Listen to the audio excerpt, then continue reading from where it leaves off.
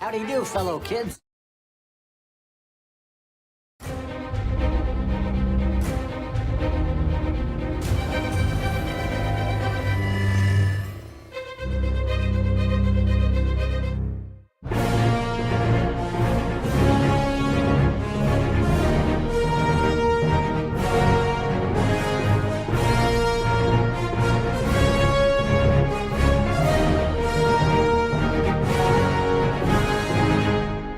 All right, you assholes. You're fulfilling your destiny. Become my apprentice. Learn to use the dark side of the Force. I will do whatever you ask. Good. I pledge myself to your teachings. Good. I am not obliged to, that is, to address a point that doesn't pertain to the subject that I previously stated. You can pick up the softback trade paper. The what now? Words are flowing out like woke Mary Sue objective truth. They don't mean much, but nothing ever does across the grift of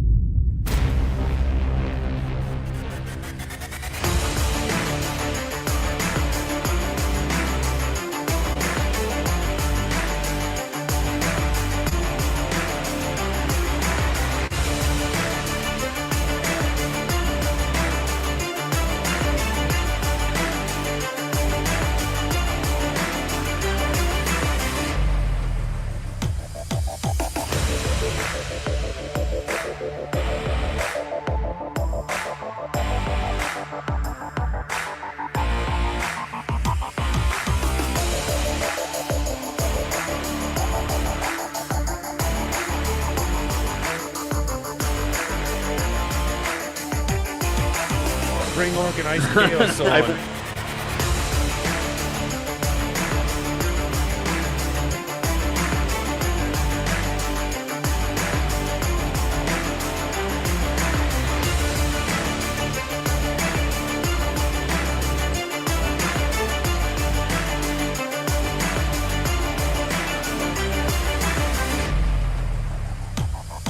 I'm sorry, I can't bite my tongue anymore. I'm tired of fucking idiots. I'm tired of them. Stop listening to these channels that are making you more stupid. Actual fandom loves to make memes. He is an expert, highly skilled. MAGA stands for trying to erase trans people from existence. MAGA stands for resegregation and racism. MAGA stands for censorship and book bans. MAGA stands for firing air traffic controllers while planes are crashing. MAGA stands for firing the people overseeing our nuclear arsenal. MAGA stands for firing military veterans and those serving them at the VA, including canceling research on veteran suicide. MAGA stands for cutting funds to education, including for disabled children. MAGA is profoundly corrupt, unmistakably anti-democracy, and most importantly, MAGA is explicitly a Nazi movement. Fuck off, Hitler. What kind of American are you?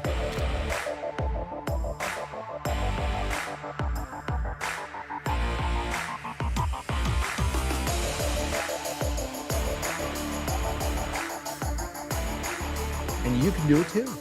You can do it too. You can do Miles Morales tweets. fuck you. Because they're like engagement gold. Their engagement crack. Just fuck you. Oh my God, I'm huge. Hey, there we go. Yeah. All right. Hello, welcome. Got some other guys here. Whenever they're ready to come on, they'll come on. I don't want to force anything on them. You know, just at your leisure, fellas. There you go. Okay. That's okay. If you're not ready, Bob, that's all right. Hey, how y'all doing? What's happening? What is fucking happening, man? We got some stuff to discuss. Really? I thought we were just gonna BS for a couple hours. I mean, usually the show's kind of a bit of both of those. You know, kind of. True. I think a good show is like a balance of those. Maybe I don't know. That's just what I didn't really think about it. I thought a good show was just cat. Was what? Cat. Oh yeah. Yeah. Gordy, come here. Be useful. For fuck's sake. I He's swear just to God, looking you at can. Like, I'm just sitting here getting ready for stream, just sitting here, and like he's not doing anything. And the second the stream starts rolling, he's like, "Bam!" He's like, See, a long time ago, Gordy learned not to fuck with me like right when the stream is starting because he used to try to do that when he was a kitten. But now what he does because he knows he can't like get my attention away from it is he'll just start meowing and wanting to go out the fucking door and beating on the door and stuff. It's pretty awesome. Thanks, Gordy. But he's chill now, so it's all good. How you guys? You guys chill? yeah. I mean, the grifter sphere is pissing me off as usual, but outside that, I'm fine. Nerdrotic has definitely got a couple of fucking irons in the fire on the whole. Oh my God. Thing right now. Nerdrotic? Who is that? I don't know who that is. Yeah. Is this a new fellow? Is this? Will? I haven't watched any of his content for like 7 years. Like he seemed like a reasonable guy. He seemed like a. He's just a guy that loves movies and TV shows. Yeah, like, yeah. Yeah, he used to. Last video I saw, he was talking about the new Rings of Power show that had just been announced. Mm-hmm. And he was saying that that's probably going to be pretty bad, and they're going to make Aragorn a woman or something. It was a weird take, but maybe he just had an off show, and maybe. That's probably it. So, did we manage to change any of the titles, or they're all just the same thing right now? Okay, yeah, all right. I have no idea. Well, if you didn't do it, then I didn't do it, then nobody did it. That's my fault. But I can show the other thumbnails that nobody's seeing because that'll give everybody an idea of what show we're going to be doing here. There's this one. Reports coming out about this whole thing, the Snow White show. We'll have to see. We're getting more reviews, and they're not quite as glowing. But yeah, we can go over it. I've seen people saying that like the worst thing, the weird thing is that the seven dwarves are CG, which I'm like, yeah, that is fucking weird. I've actually heard that Rachel Zegler is the best part of the movie. Right, that's what I've heard. That's even if the movie's been the great, argument the guys have made is that Gal Gadot is fine, but Rachel Zegler is going to be the worst part. We're hearing the exact opposite of that, which is that Rachel Zegler is the standout in the movie, and Gal Gadot is particularly bad as the. Well, let me ask you guys a question that's kind of like devil, Chud's advocate. I'll call it, okay?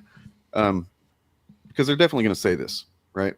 But like, how much of this might be because there's a lot of people aware of the controversy, right, with this movie and Rachel Zegler and shit like that. So how much of that might be people that are like kind of forcing it, like, no, she's the greatest.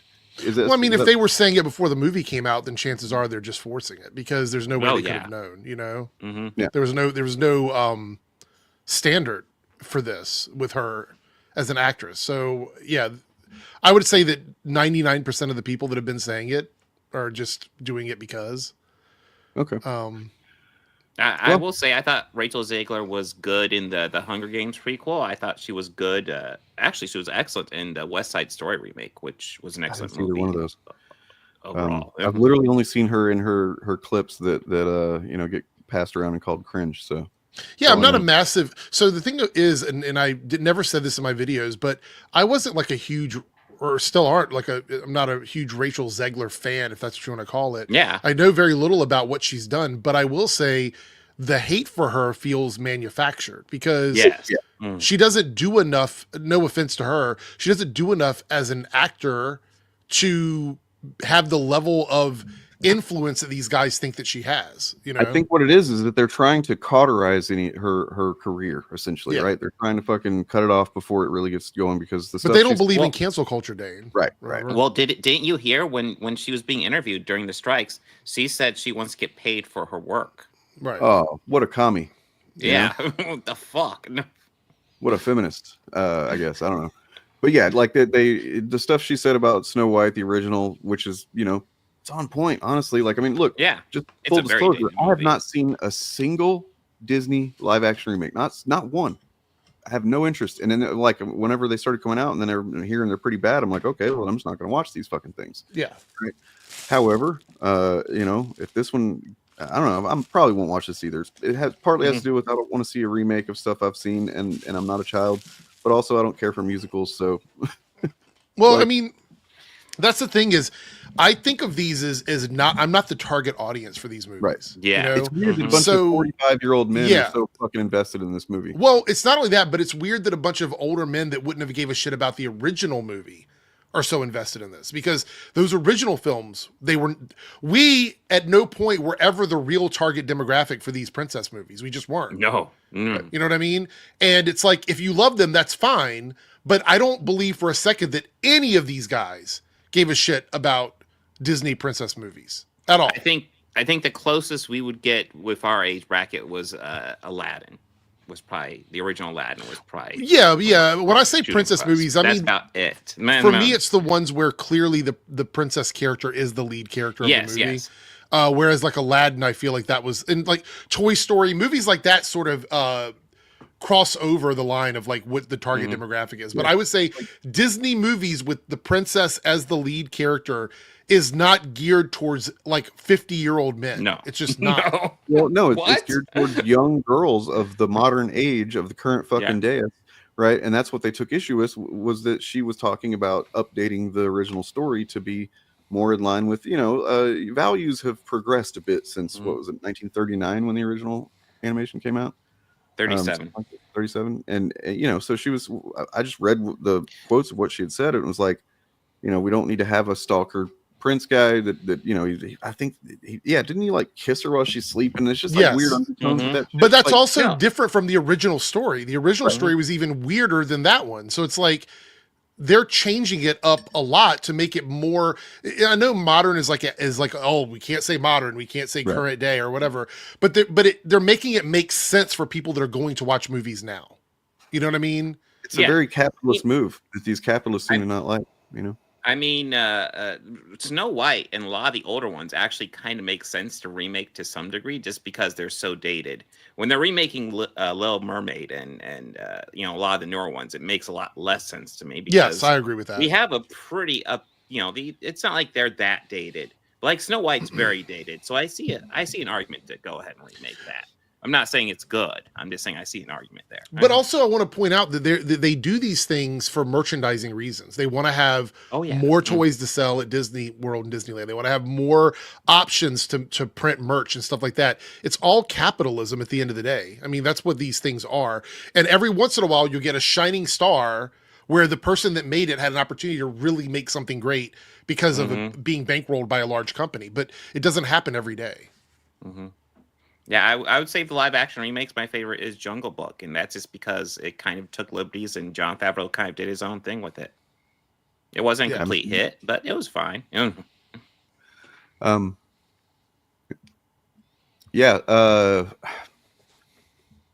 know. It's somebody mentioned Brie Larson and how they're trying to do this. Like, that's exactly what they're doing, right? Like, they don't really care. Like, they've convinced their audience to care about this dumb shit, but the grifters themselves, they just want Brie Larson 2.0 when they had a full year of just easy fucking clickable content with Brie Larson's name on it. I want to am I just imagining this? But I want to put this out into the world. Is there are certain movies that I don't think are affected by these chuds, right? Like Barbie was zero. There was zero impact from their opinion about Barbie when it comes to ticket sales. Whereas the Marvels, because it was a superhero property, they sort of did want to take some sort of claim for the failure of that movie. And I would argue there was other issues with why that movie underperformed, but they would say, oh, it's because we called them out or whatever. What's another recent movie that they tried to come after that it didn't impact? There was a couple of them over the last year. Why am I drawing a blank on this? Yeah, I'm not remember. I mean, it all just kind of blends together. Well, my point is though that like movies like this movie, like Snow White, the people that are the target audience for this film probably aren't watching Chud channels. I would say if like the young kids, or they shouldn't be, the young kids who want to see this movie aren't watching Nerdrotic and Ryan Cannell. However, they're hoping, because they don't give a fuck about kids, even though they say they do, they don't. They're hoping that a kid will search for Snow White on YouTube and find one of their fucking brain rot videos. That's what they're hoping will happen. And it's possible, because YouTube doesn't have any guardrails for shit like that. But I just don't think that they're the target audience. I think that the people that watch their content were not going to ever watch this movie anyway. So them not going to see it I mean, it's not like Disney was banking on that. You know what I mean? I posted something about this whenever the news started coming out about the reviews. I posted on the community post about it. It was like, oh, I wonder what they're going to say. If this turns out to be good or whatever, or people like it rather, because I don't care. I don't give a shit. And somebody commented and was like, here's the truth is, what they say, I could go look at it, but it's really dumb. It just boils down to, that movie was doomed from the moment she opened her mouth and blah, blah, blah. And I'm like, wow, you really think that, huh? You think that these guys saying the stuff that they're saying about this stuff, I don't know, this is like everybody, and that everybody's aware of what these fucking guys are saying. I don't think so.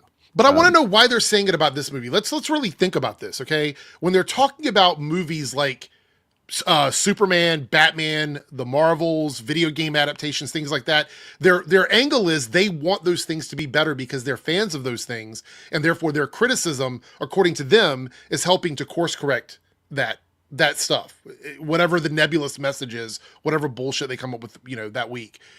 What will their complaining do to fix princess movies for them? Well, I mean, why are they latching onto this? This has no cultural relevance to them other than Rachel said something that hurt their feelings.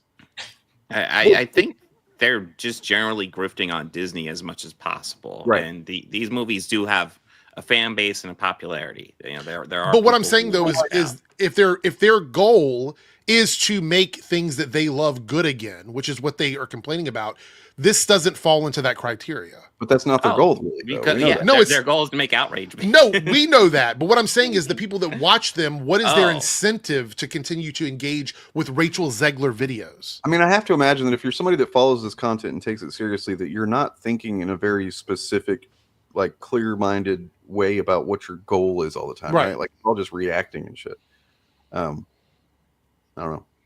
I get it. I get it. I guess I'm trying to rationalize the irrational behavior of this. Yeah. But like, if you have your viewers convinced that what you're doing is a cultural movement, which is what these guys are, talking about and saying all the time, you have to be very specific about what that goal is.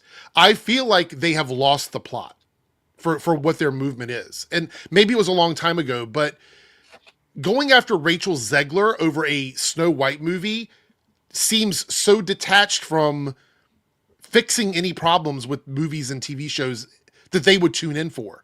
Because let's be clear here, none of them would be lining up to go see this movie anyway, even if it weren't Rachel Zegler in the movie.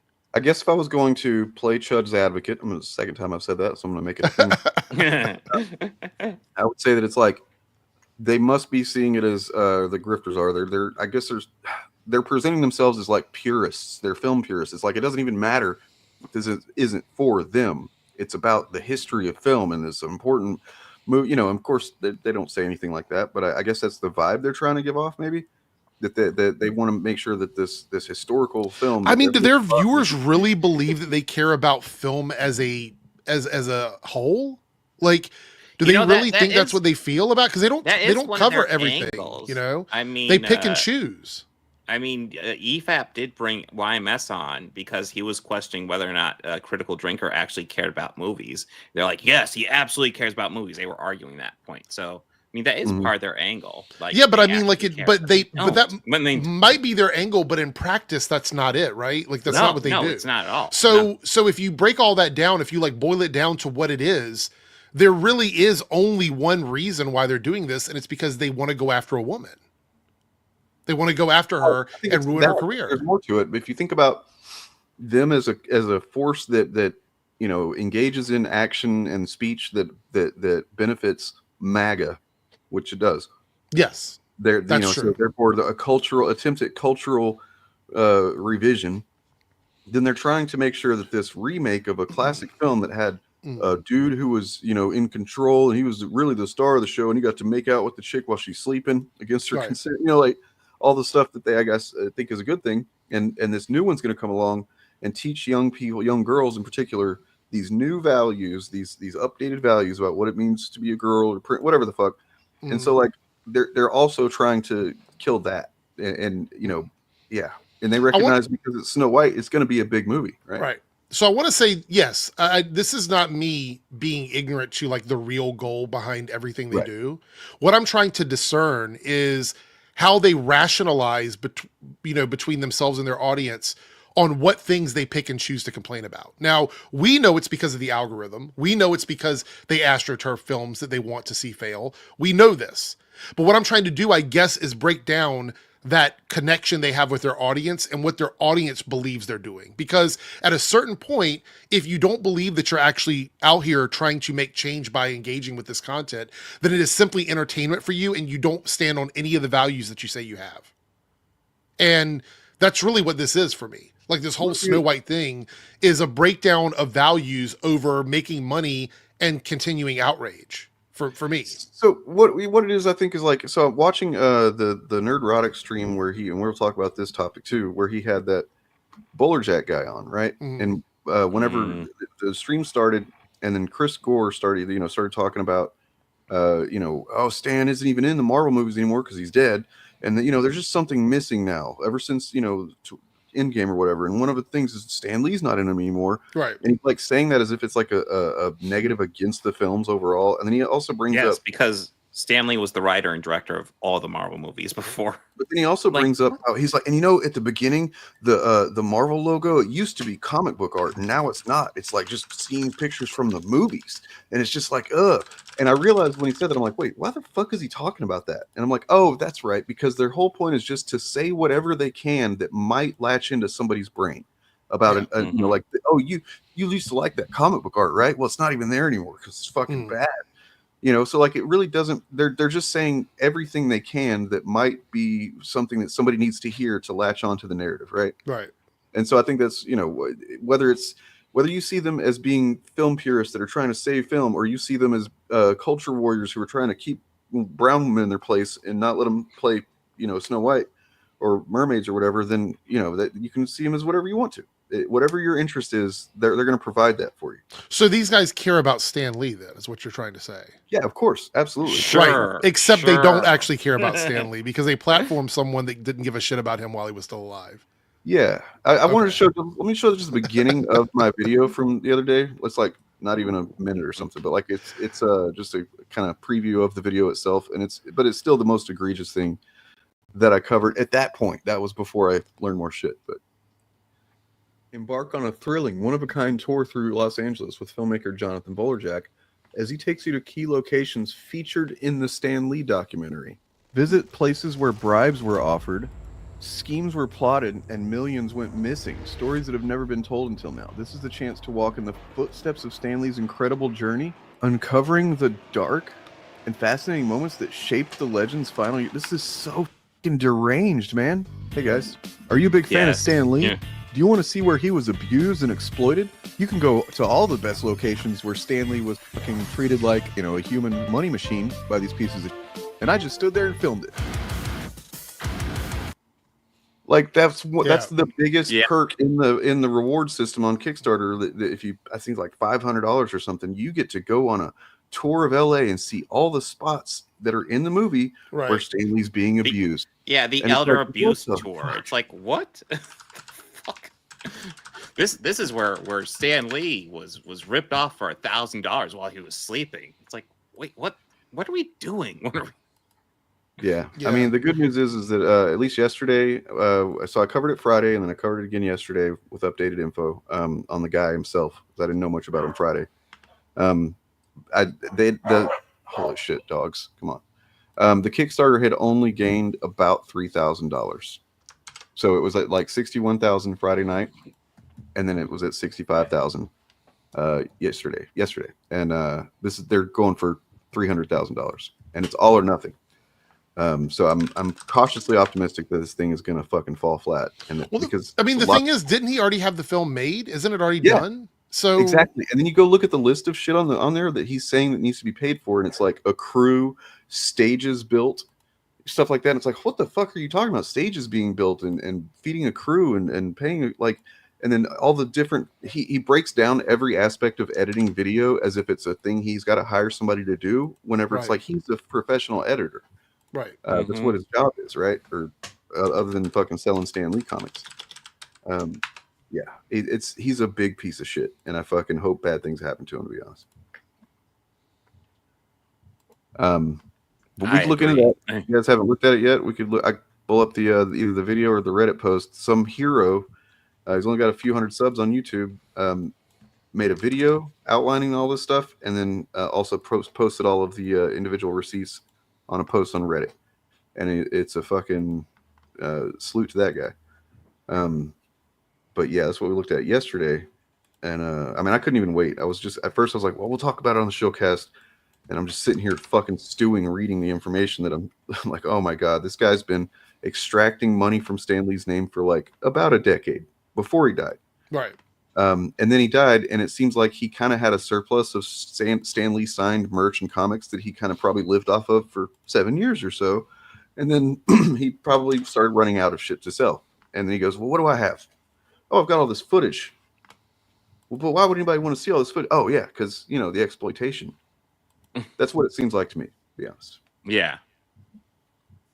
You had one thing of Stan Lee left to sell. Let's sell it. Yeah. I mean, I just can't imagine being someone who is a fan of Stan Lee and seeing that this guy stood by while all of this happened. And then they're like, oh, yeah, I'm going to pay to watch this.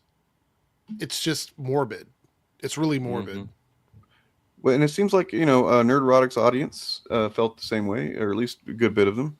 They were rejecting it on Twitter. I saw many replies of people that are like, dude, I've watched all the time, and this is the first stream I've ever had to downvote. I was like, wow. Crossed the line for Nerdrotic's audience. That's pretty crazy. Wow, that's unexpected. The more praise you get, the more that they praise you. But that's you know one hot button issue, I guess. Yeah.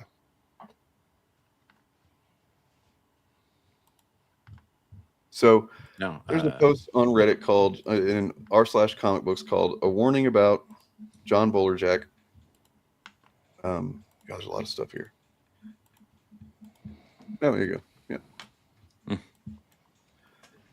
Yeah, warning about Jonathan Bolerjack, the guy behind the Stan Lee documentary. So we heard about the Kickstarter for Stan Lee, the final chapter. We're also aware that the campaign is a way to profit off Stan after his passing. That Jonathan Bolerjack, the director of the documentary, isn't making this move for altruistic purposes. However, what many people aren't aware of is that Jonathan's history of profiting off Stan, having him sign artwork for him to sell, using his likeness to promote his artwork in convention booths, taking extravagant trips with Stan, going to Tokyo Disney and eating at notoriously pricey Club 33, selling signed copies or signed comics and memorabilia given to him by Stan for large amounts of money after his passing, contributing photographs he took of Stan to be used as NFTs. God, that's gross. Jonathan was still partaking in the same manipulation and exploitation of Stan for profit as the other leeches in Stan's circle, yet act like he has the moral high ground on them. So the difference between him and then the two guys that were chiefly responsible for the exploitation and abuse of Stan was, first, it was Max Anderson for several years. He's the guy that in the trailer here, you'll see him quite a bit. He's a darker fella, kind of heavier set. Then there's the last couple of years, though, after they got rid of Max Anderson, there was Kia Morgan, who's also a real piece of shit. I don't know how these people just fucking glom their way onto Stan Lee, and I really would like to know how that happens. Yeah. But I also know there's a story from I think the late 90s or early 2000s where Stan was kind of a little bit cocky with his ideas, and whenever he had an idea, I mean, look, he created fucking Spider-Man, all the list of characters he created that were massive hits. So I get it, but he would get an idea, and then he would kind of just start trying to do the idea, and he would whoever he could reach out to help him, implement the thing. He would work with that person, and so he somehow got hooked up with a guy when he came up with an idea to do web comics. This is before web comics were really a thing, he got with this guy who fucking just stole a shitload of money from Stan and screwed him over. And so he had a history of being a little bit naive to the people that were around him, I think. That was when he was younger and not pushing death's door. Nonetheless, like, this guy seems like he wasn't the one carting Stan around, right? He wasn't the one literally putting him in a car and making him go to the cons that he didn't want to go to, and poking him with a stick when he would start to fall asleep, signing autographs, that kind of thing. Being a little bit hyperbolic there. I don't think they poked him with sticks. maybe. But like this guy was definitely benefiting from that shit happening, even though he was making it happen. So that's like he's that much slightly not as big a piece of shit as the people that were actively exploiting him. He was just, well, while they're exploiting him, I might as well get some shit out of it too.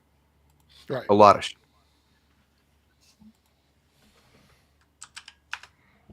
Also, I haven't looked into it yet. This video that's on the screen right there, that you see, that's Roy Thomas right there in the middle of those three guys. Apparently, Roy Thomas is also in a similar situation with some people where his caretakers are fucking pieces of shit that are exploiting him. I don't know the details, but I saw something about it. I'm gonna have to look into it. Protect our old man, Yeah. Let's see. Do we want to go over the Reddit post or do we want to go over the video? Well, I mean, it's all the same exact information. In fact, the Reddit post has links whenever there's something that John says that only thing that he didn't do was time code it properly. But he did put the time codes in the post, so you just have to find them yourself. So yeah, he before he met Stan, he was working in a comic book shop, and he describes himself in these videos, this interview with these guys, as a hustler, as what he's doing with going and getting. And I've done it. I talked about this yesterday. The first couple of cons that I went to, I would bring comics that I knew where I could get signed by somebody that was going to be there, so that I could sell those comics. I don't do that anymore because I've kind of developed, I guess, my ethics a bit more. And I was being a little piece of shit when I was younger. I was like, oh, so and so is going to be there. I can get them to sign this, and I can sell that comic, right? So that's basically how this guy made his living for a lot of years before he ever met Stan. So he's somebody that fully understands. My microphone's all fucked up. Sorry if I sounded weird. He fully understands the market of comic books, resale market. He fully understands the value of Stan Lee's signature. And, so him presenting himself the way he does in this documentary is like, I was his assistant and, his driver or whatever. It's like, no, he literally admits in this interview that he, in his words, Trojan horsed himself into Stan Lee's life. That's how he describes it. He had a friend that was working with Stan, and he's like, oh, I want to talk to Stan about doing a reality show or whatever. And then, I made friends with Stan. Turns out he's a nice guy. Yeah, I bet. Turns out you were benefiting quite a bit from it. But like, I'm sure he didn't mistreat him. I'm sure he was friendly to Stan, made Stan feel, warm and taken care of and stuff like that. I'm not saying he mistreated him, but like his intentions were definitely, yeah. I don't know. How do you guys want to do it? Do you want to watch the video? Read the post? You're what? Sorry, you're breaking up there? Yeah. I couldn't hear you, Bob. Sorry, you're breaking I was just saying, I'm just bringing up the clip that was referenced so we can watch it. Okay. All right. Sounds good. Cool. You want to do it? You got it? Well, let's see. Hopefully my internet connection holds, but yes, in theory, I can do it. If it's an issue. Okay. Or a potential issue.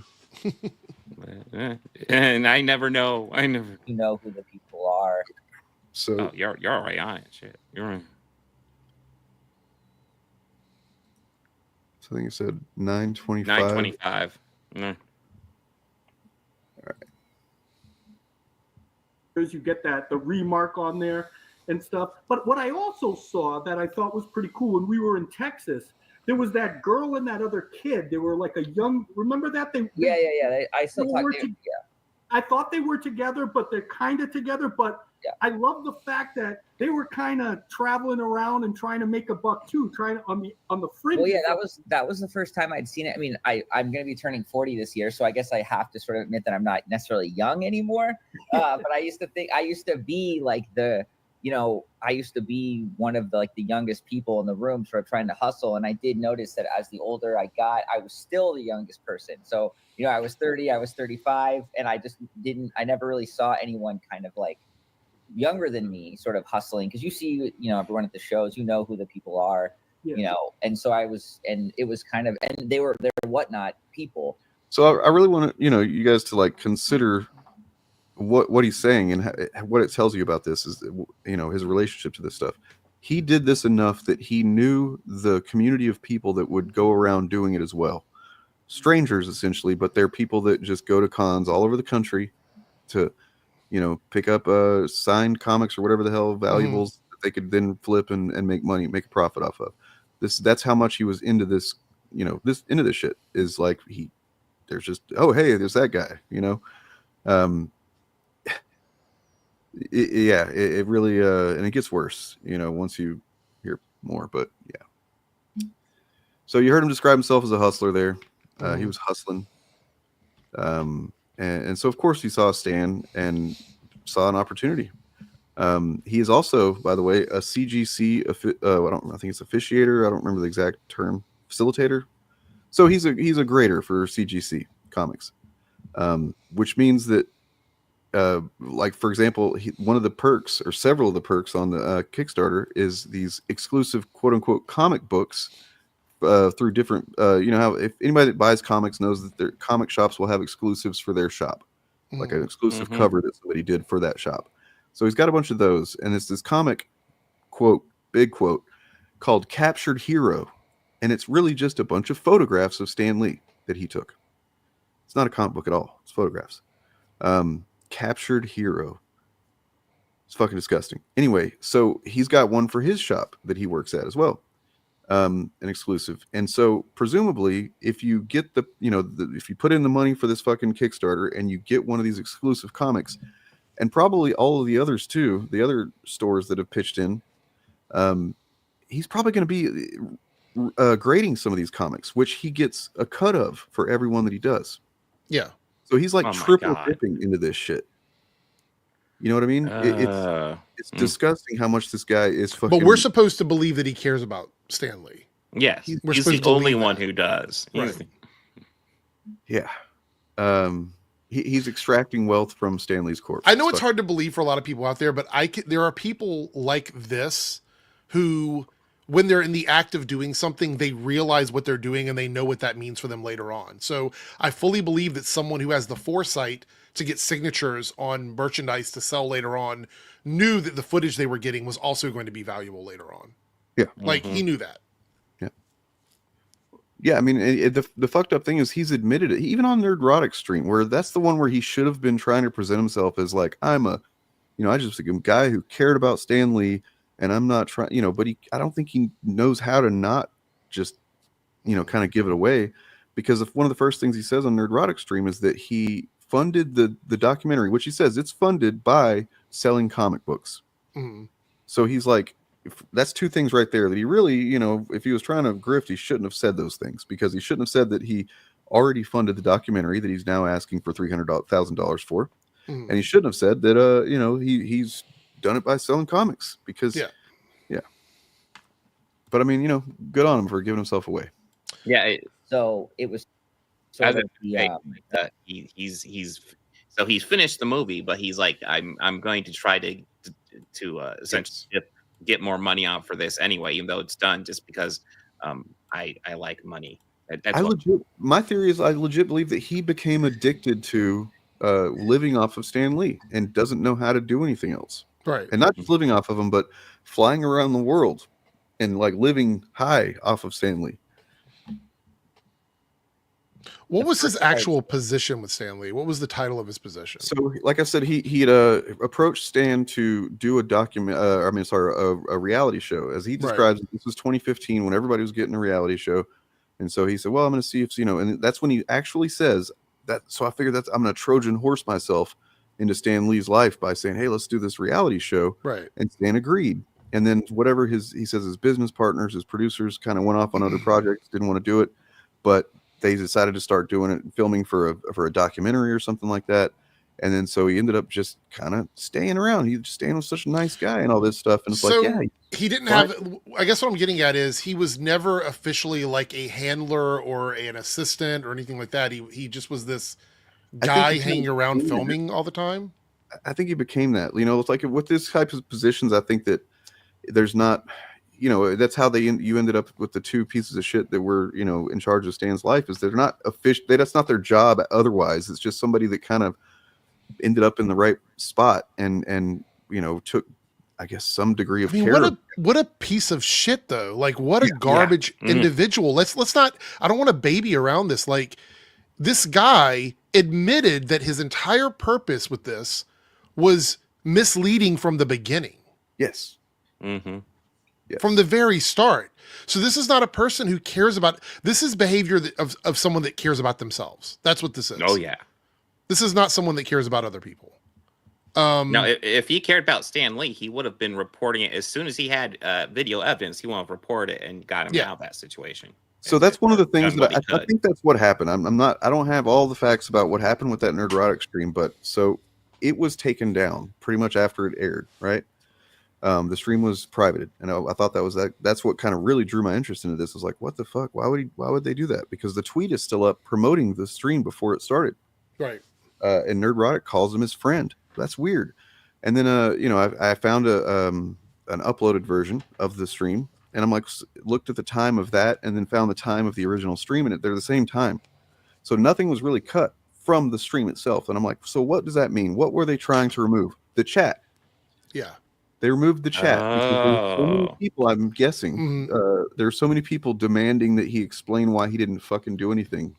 Yeah. So you go through and you any sort of like changes to your video, even the tiniest thing, the chat disappears. You lose the chat. Yes, and that's a effect of YouTube. Like when you do an edit, chat disappears. When you're using a StreamYard setup, it's very easy to just make chat disappear. Like I use an OBS setup, and that's a bit tougher because it's hard coded into the actual video.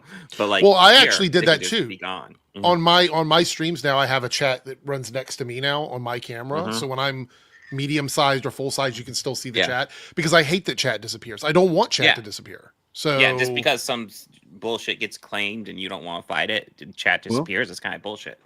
I mean, sometimes I guess you do want chat to disappear. Like, I guess when you're grifting, you gotta be able to control the narrative, right? So I mean, yeah, I'm sure that Nerdrotic was like, oh, what do we do? Or suddenly my audience is like having an ethical backbone. I don't get it. What? Right. I guess we just like take the stream down. I mean, I guess to a degree, I understand his concern, because since when does his audience have an ethical backbone? By the way, so there is a too far. There is a too far. He actually hit the wall. Like this is normally there's a door for every wall that he hits. This one there wasn't one specific wall, and I think it's that he felt like he was safe, and it was safe for him to do this and to kind of he's paying lip service to giving a shit about Stan. Like he says, oh, this is a subject that's near and dear to my heart. Meanwhile, if you watch him introducing him and the guy and the documentary and stuff, he's almost got a grin on his face the whole time, Gary. Yeah. It's kind of fucking demented. And like at one point he says, after they watch the trailer, he says, I understand that's probably a hard watch for some people. And I'm like, but not you, huh, Gary? Well, yeah, Gary sold his soul a while ago. I also want to point out that like these are people that don't care about other people in general. So why would we assume they give a shit about Stan Lee as an individual? Like these are the same guys who have no issue coming down on every marginalized community in the country. But Stan Lee, it's like all of a sudden now we care. Now we care. Stan Lee was explicit about this stuff too. He was pro all of this stuff that they hate. And they know that. They can't. It's not like they just aren't aware of what Stan Lee said about this stuff. They just don't care. It's just that they're using whatever they can on any given day, at any given moment, to fit their fucking agenda. Just like with like I mentioned, Chris Gore going, they don't even have comic book art in the Marvel Cinematic Universe logo anymore. Like, right. It's not something anybody genuinely cares about. You only mention that if you're. Well, didn't they say the comic books are shit now? So I mean, why do they care if the comic books are in the logo? They've said all of it is bad. So what difference does that make at all? They forgot where they came from. You guys have rejected stuff from the comics. You rejected Sam Wilson as Captain America. You've rejected Ms. Marvel. You've rejected Captain Marvel. You've rejected Young Avengers. They've rejected everything. So why does it matter if the flips in the fucking logo are the movies or the comic books? Why does that matter? Silly thing to fucking even bring up. It's like it just comes off like reaching for something, right? Like it's different now. Right, guys? All right, so from 2015 to 2017, John would have Stan sign his artwork to sell at his booth. So he's done, I guess he's been an inker. He's an inker. He's worked for DC before. But he said he didn't make any money doing that. Like in this post promoting John's appearance at Comic Cave in April 2015. Oh, and did we mention Livio and John also have most of their artwork signed by the Stan Lee? So he was getting his artwork signed by Stan Lee. Just anything you can fucking get Stan's signature on and sell it. And you think about this, going to lots of cons, and he would have plenty of merch to sell that Stan had signed. You got to imagine how many signatures that is, right? That he's getting on a probably a regular basis. He's not making him sit there at the conventions and sign like those other fucking guys were. Where we got all that video, the horrifying fucking video of Stan, but like he's, I guess, at the house hanging out, saying, "Hey Stan, can you sign this stack of shit for me? I got a con coming up or whatever." Fucking upsetting. Here's promoting his artwork at San Diego Comic-Con.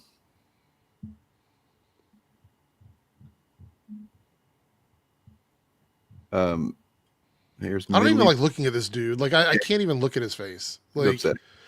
This is someone that watched an elder person, one of the greatest creatives in comic book history, if not the greatest, and just watched him get abused and did absolutely jack shit about it. Yeah. Mm-hmm. Well, see, I don't think Stan Lee's family there's a family really to do that, because his daughter is the only one that I'm aware of. He might have other kids, I'm not sure, but like his daughter JC was apparently a shitty bitch to him and his mom too. And she would like throw fits until they handed her like $20,000-$30,000 on any given day. While they're old as shit. And so I don't know what family there is left, because his wife has passed away before he did. Yeah. And I don't know if there's anybody. I know when you're that old and like, you live with somebody for so long, and then, one of them passes, like, the part of them just is gone. And, whenever something like that happens to everybody, it's you gotta have to remake yourself. But when you're as old as he was when his wife passed, you're not remaking yourself. You're just where you're at. Yeah, that's what I'm saying yesterday. It's one of those things. It's like, it's heartbreaking, but it's also kind of beautiful in a way. It's one of those things. It's like, oh, love is real, isn't it? Here he is with a bunch of shit that he's selling. You're probably starting to see the bigger picture. Jonathan would regularly use his ties with Stan to promote himself, even getting various signatures from him to make profit from. In the description of the Kickstarter, Jean claimed to have witnessed a thriving market where Stan's signatures and memorabilia were converted into huge piles of cash. What he didn't mention was that he was part of that very market. Speaking of John's comic shop, he's offering an exclusive cover for the comic being offered in the final chapter Kickstarter at said shop. Right there. The comics and items offered in the final chapter Kickstarter are eligible for CGC authentication for $60. However, it turns out that John himself is a CGC facilitator. John has who would be grading the comics for the crowdfunding campaign. So while I can't confirm if Jonathan is profiting off all of the CGC grading, it's certainly interesting to note. It is interesting, yes. Mm-hmm. I'll go out and on limb and say he did, and just say, prove me wrong. In this campaign, Jonathan acted like he had nothing to gain from Stan. However, he didn't mention in the trailer was his exploitation of Stan to further his film editing career. In an interview with Pop XP, Jonathan told the anecdote of how he met Stan. And let's just go ahead and watch that. That's at 324 and 404. Going to conventions and what. Whoop, shit. It already started there when we clicked on it. That was funny. Well, no, it was past there because I'd already watched it. Oh, okay. Inker for a while, and then I got married and needed real money. And Inkers out there, shout out, you know what I'm talking about. So I had to. So I decided to go to film school, and I got into video editing and production and whatnot. And I had initially, once I got out of film school, started working in documentary film. And a friend of mine was working with Stan, and I thought, this would be awesome. You know, I'm a big nerd. I could Trojan horse my way into meeting Stan if I could, film something with him. And so we sort of pitched him on the idea of doing a reality show about his travels, because I thought it was pretty fascinating that he was that point, he would have been a spry 89, going to conventions and whatnot. So that's how I got sort of introduced to Stan. But then, God, he's disgusting. You can't film someone so frequently. Like, it'd be one thing if he talked about it like he accidentally met Stan Lee, right? Like, I just ended up being introduced to him. No, you fucking schemed that, man. And he He could have honestly just said, hey, I had this, I saw Stan Lee and I was like, hey, wouldn't it be interesting to do a little documentary about Stan Lee doing conventions and stuff like that? Even if he didn't mean it, he could have just said it that way. But he is so proud of his con. He's like, yeah, man, I Trojan horsed it, man. What it tells It's me, he honestly, is never that I had don't any intention to do that. He just I don't lied think to he get in there. realizes that he is such a greasy con artist, right? Otherwise, why would he say this stuff? He thinks it's okay to just tell this story. Yeah. Right. I think he realizes that he's just most, decent people are like, ugh, really? Yeah. Ugh. You don't have to tell all these details, and it would be in his interest not to. But I made the joke on stream that it's it seemed like that he started getting because he went on Nerdrotic stream the day or the day after the Kickstarter launched, right? And I'm like, I'm just gonna imagine that what happened. I have no real reason to think this, but it's kind of funny to think about. That he launched it, and then he started getting people asking him questions and kind of criticizing him. He's like, oh, wait, what? I was supposed to, oh man, I don't know what to do. How do I respond to this? Who's the biggest piece of shit that I know? Oh, Gary, And so he goes on Nerdrotic stream, and Gary helps him kind of field some of this criticism he's getting. And in a little bit, we'll really cover how Gary's a real big piece of shit. Real big. Yeah. So there's that. Decided to go to film school. So yeah, there's that quote. In other words, the entire reason Jonathan was filming Stan in the first place was to further his career as a film editor, and not with the intent of exposing the abuse. I mean, that's kind of just as a nitpick of this guy. I mean, I once again salute you for putting this stuff together, but I don't think that anybody was under the impression that he started recording Stan to cover the abuse. But yeah, here's the NFT thing, which is just Mintable, Singapore-based NFT platform, announced the launch of a limited edition NFT collection featuring comic book legend Stan Lee, which the image that they used was sold to them, I imagine, by Jonathan Bolerjack. And this was in 2021, so 3 years after Stan died. And 5 previously unseen photographs and videos of Stan Lee gathered from a collection of his friend Jonathan Bolerjack. Oh God! See, this is what the problem is with this having this nebulous. Oh, it's so role. slimy. It's he started out filming him, but then I'm sure he did become very friendly. I'm sure they had a good time. I don't doubt that Stan liked having the guy around, right? Especially if he's being abused by the other fucking pieces of shit. But yeah, this is problem. I don't know what to do about that, because old people, man, they don't have anybody to advocate for them in a lot of cases. Mm-hmm. Well, I mean, you have the people who are being directly abusive, and then the people like this who are being abusive, but they're being nice to your face. And I guess when you're dealing with abuse, the people who are nice to your face could. So think about this. Imagine Stan Lee was just some old guy. Stan Lee was not the Stan Lee. He's just some guy named Stan, some old motherfucker. And he's got some people that are taking care of him that are abusing him or exploiting him, neglecting him or whatever. This guy, I don't know. I feel like he probably would eventually actually do something to, stop the stuff from happening.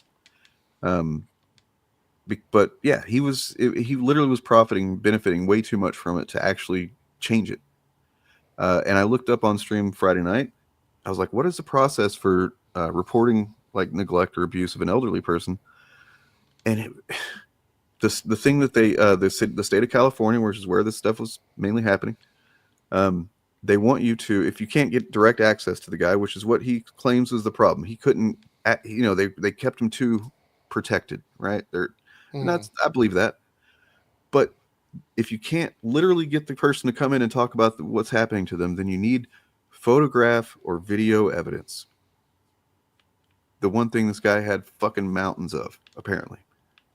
And he didn't compile that stuff into a 10-minute video then and take it, because if he had done that, something would have happened.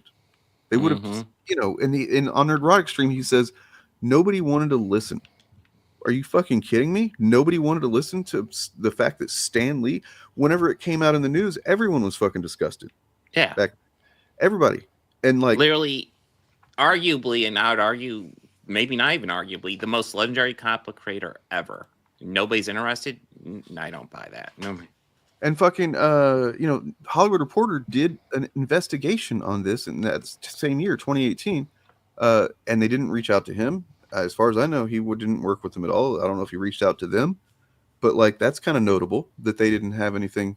What I'm thinking of this actually is yeah, I'm sure he's got some stuff on video of the guy being a dick or whatever, and Stan having to sign stuff, which is all stuff we know happened already. I don't think we need to see the video of it, right? Like, not pay $300,000 for it, not behind a paywall anyway.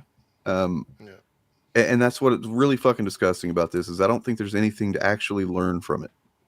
It's not going to bring justice to Stanley. It's not going to bring awareness to anything, that's going to benefit other elderly people. It's not going to do anything but enrich this fucking guy. Right. And there he is meeting Tom Holland before Tom had even filmed any Spider-Man stuff. He was practicing stunts. Cool. And then the guy that compiled this information seems to be really focused on this Club 33 thing. I never heard of it, but he's like, oh, it's really expensive, and he got to go there. I'm like, oh, okay. You jealous or? Yeah, I don't care about that. Yeah, I don't either. Yeah. I mean, the dude was a leech. Yes. And I mean, look, there's mountains of evidence here that show that he was being, at the very least, disingenuous with his reasoning for being around Stanley. I remember that. Yeah, Kevin Smith and Todd McFarlane were, Kevin literally said, Stan, come live with me. Yeah. Like, Kevin wanted him to come just live with him until he died, basically. And I'm sure Kevin would have taken care of him. God, Kevin would have worshipped him. I mean, he did. They were friends. They got to be buddies. But, like, yeah, it's, I don't know. There was something about a fight over the estate as well as, the care being given to Stan in the last couple of years. There was something came out in the news right around the same time, and like all that gross stuff. It was really upsetting. And then the last video of Stan alive that ever came out was him sitting there half like falling asleep trying to sign a bunch of autographs at a table, and then that one guy's like basically has to remind him how to spell his name. And that's the last fucking thing that and that's pretty upsetting.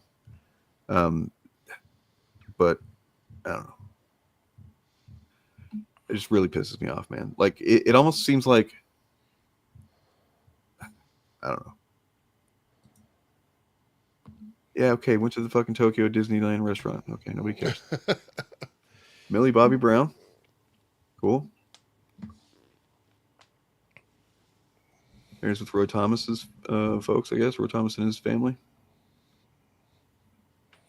So, but if you want to get me on this guy's side, on Jonathan Bolerjack's side, the one fucking comic creator you don't want to get to advocate for him is Rob Liefeld. Right. Yeah. Rob Liefeld's a piece of garbage. I'm going to be as brief as I can while weighing in on one aspect of this article. So this is the Hollywood Reporter article, I guess. Or this is from 2018. Yeah, so this is back when that article This is when he died, actually. So yeah. No, Stan was not surrounded by strangers in his final days. I met John Bolerjack when he was part of the extended crew that attended Stan back in 2014, 2015. Stan had a nickname for John, Hairspray, due to his long flowing hair. You've seen John attending Stan at a show, even if you didn't know him. He looks like one of the Allman Brothers. He's skinny with long hair that goes down the middle of his back. Sounds like you fucking think he's hot, Rob. He's quiet and doesn't immediately jump out to the floor. No, of course he's quiet and doesn't jump out because he's sitting there waiting for his next opportunity. He's a Trojan horse.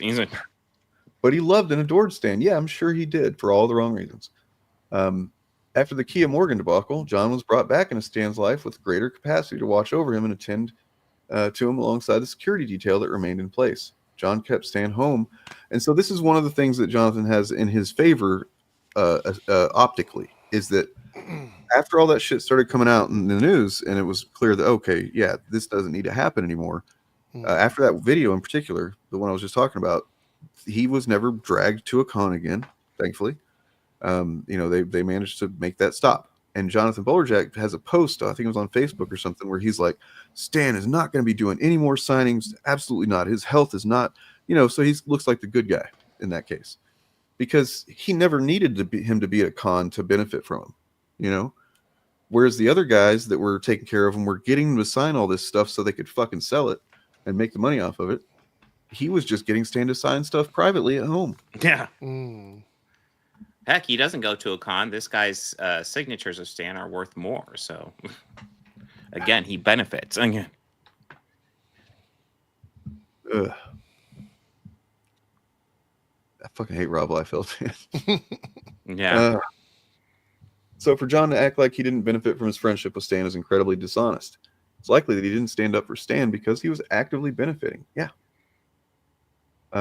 So Stan gave John a lot of shit, apparently. I don't know that I don't want to assume he might have stolen anything, but he might have. After Stan's passing, John has sold several of the signed comics he received from Stan for large amounts of money, like this issue of Hulk 181 for $15,000. Anybody that's not aware, Eric July, if you're watching, I know you don't know. His first appearance of Wolverine. 9.0 grade. You know, it's a really cool comic book, and I guess Stan created Hulk. But yeah, no, he created Hulk, but you know, I mean, I guess it's just a classic comic signed by Stan Lee. But yeah, I've got my one signed Stan Lee thing is also a Hulk comic but it's much more recent and not a first appearance of Wolverine or anything. It's also not graded, so I can't really make any money off of it. I wouldn't want to anyway. I own it. I have a signature from Stan, and I love that fact. But yeah, he would just sign whatever. You know, literally Jonathan Bolerjack was selling his own art that Stan just signed. So like, it's not even about the product of being something relevant or anything. It's like, just get that fucking signature and make that fucking money. You know, when I got Chris Claremont's signature, I got on 2 comic books because he was giving it out for $10, so it was kind of a bargain. And there are people going in there with like stacks of comic books for him to sign. And I remember seeing that and being like, I bet you they're reselling. And for a second, I was like, I wonder if I could do that. But then I was like, I don't want to. There are some creators that will charge you extra if you do that. Like because they recognize that what you're doing is just making a bunch of money off of them. So you know they'll charge you extra. Whereas if you just go in with one comic and you're like, I love this comic, I love this, will you please sign it? They're not going to charge you a shitload generally. Yeah. So here's some stuff he sold. Yep. First appearance of Punisher there. Yep.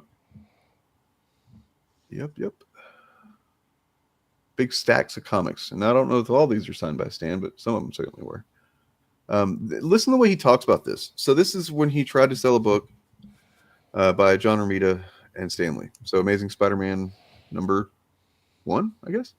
No one wanted it at $2,500, which frankly was already too cheap. And then Romita dies the day after the auction ends, and suddenly 10 dipshits are all ready to buy it. And it's like, they're dipshits, but they're doing the exact thing that you cater to, which is they're looking for the value in the book that they want to buy.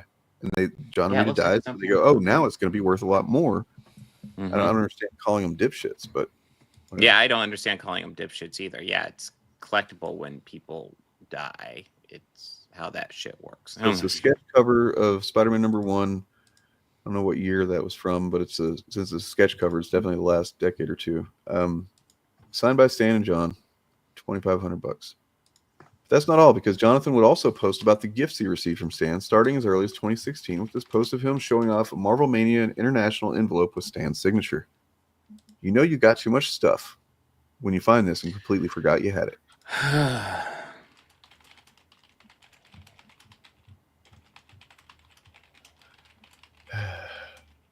Dropping some never-before-seen prints, signed Stan Lee prints today with some original art. This was 2022, 4 years after his death, and he's still got stacks of shit to sell. Yeah, I believe that this man was just had grown addicted to fucking making money off of Stan Lee's name, and he doesn't know how to do anything else now.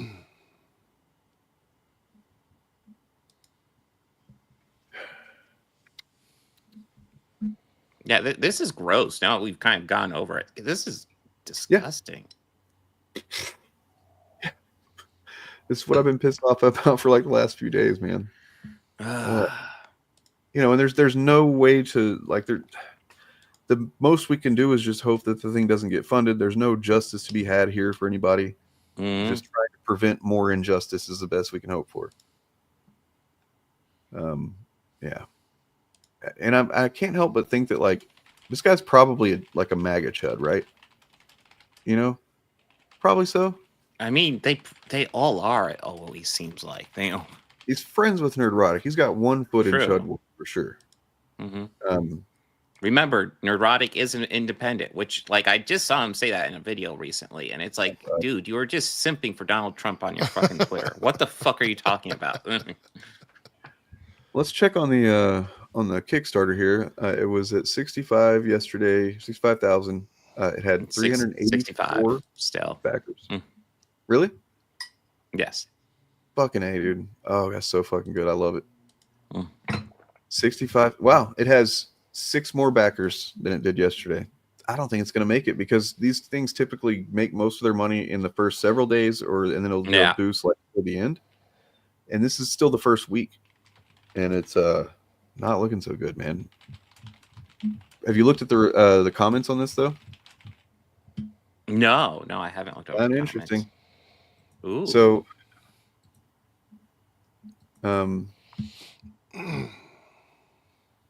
message from Todd McFarlane. I haven't heard about this. Ooh, did Todd McFarlane say something about this? I guess so. I wish it was a link, but it's not. Let's see.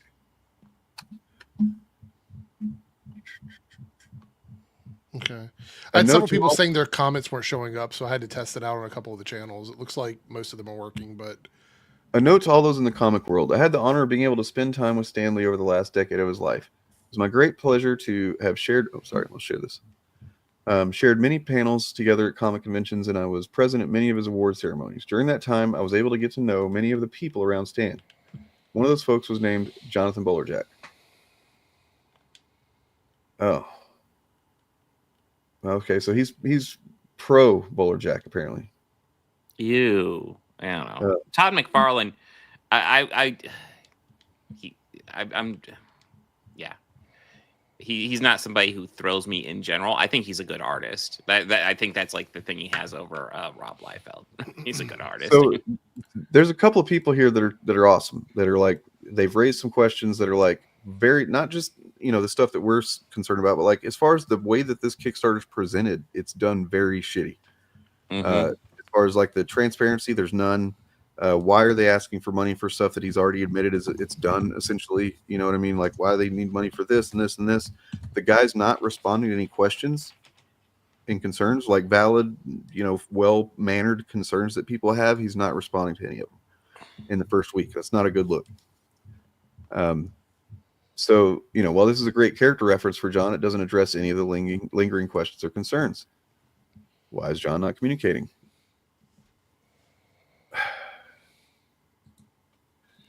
Proper update would be really nice. After a week, I don't know a whole much. So there's a lot of this.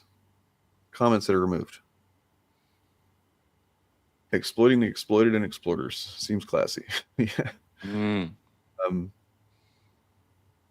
So he was described in an AARP article as Stan Lee's friend, driver, assistant, perhaps one of the only people in Lee's inner circle who seemed to show true empathy for a man in his final days. There have been many trials and hearings. I honestly don't think an extra $300,000 for your documentary is going to impact Mr. Lee's actual legacy or have any material impact on legal proceedings over and above what the source material itself may accomplish. You state on your YouTube that you and your friends have spent $200,000 on this already. I think that partly answers the question of why aren't all your famous friends not paying for it? They have, and I suspect they're done, bar a short endorsement for your campaign. You've gone about this in a terrible way. Do it differently. Get in with a high-profile nonprofit for the elderly like the AARP. They have 38 million members and tons of money. Make a documentary with them highlighting how elderly abuse can affect anyone, what to do and what not to do if you see it or suspect it, where the possible intervention points were in Mr. Lee's story. Stan Lee doesn't need your help anymore or anyone else's, but living elderly folk at risk of abuse still do. Help those guys. Boom. Hasten to add that the AARP article was from 2020. Okay. So this guy lays out a lot of really valid shit. Like, can you share more about the key team members involved, particularly in production and post-production? Have you considered involving third-party producers or consultants to provide a balanced perspective, especially considering your close ties? What is the current status of filming? Are there significant portions still to be shot, such as interviews or additional scenes? Why are set builds necessary? Are they for specific coverage? Can you explain the role of VFX and animation? The reward system on Kickstarter is quite complex, but the focus could the focus be shifted back to the documentary itself? ensuring Stan's legacy takes center stage? That's a good question. Because if you look at the reward system, it's a lot of shit, and it's a lot of very different stuff that you can get for different amounts of money. So when it comes to the aspect of getting money from you for this thing, he's very, very concerned with the details. But otherwise, when it comes to like what he's doing with the money or why he didn't do anything about what was going on, what was happening, he's a little bit vague on that stuff. So just like legit good criticism here. And then you get this one guy called The Implication keeps replying to any criticism, even polite criticism or questions. And I want you to see this guy, The Implication. Bro, shut the actual F up. Like he owes you any response to behind the scenes stuff. Honestly, who do you think you are?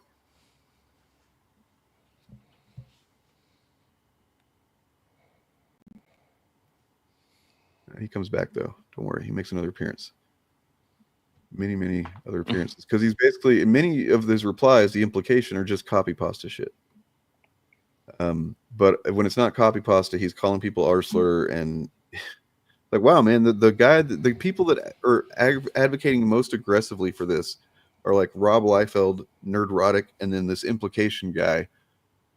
You know what I mean? Bunch of scumbags.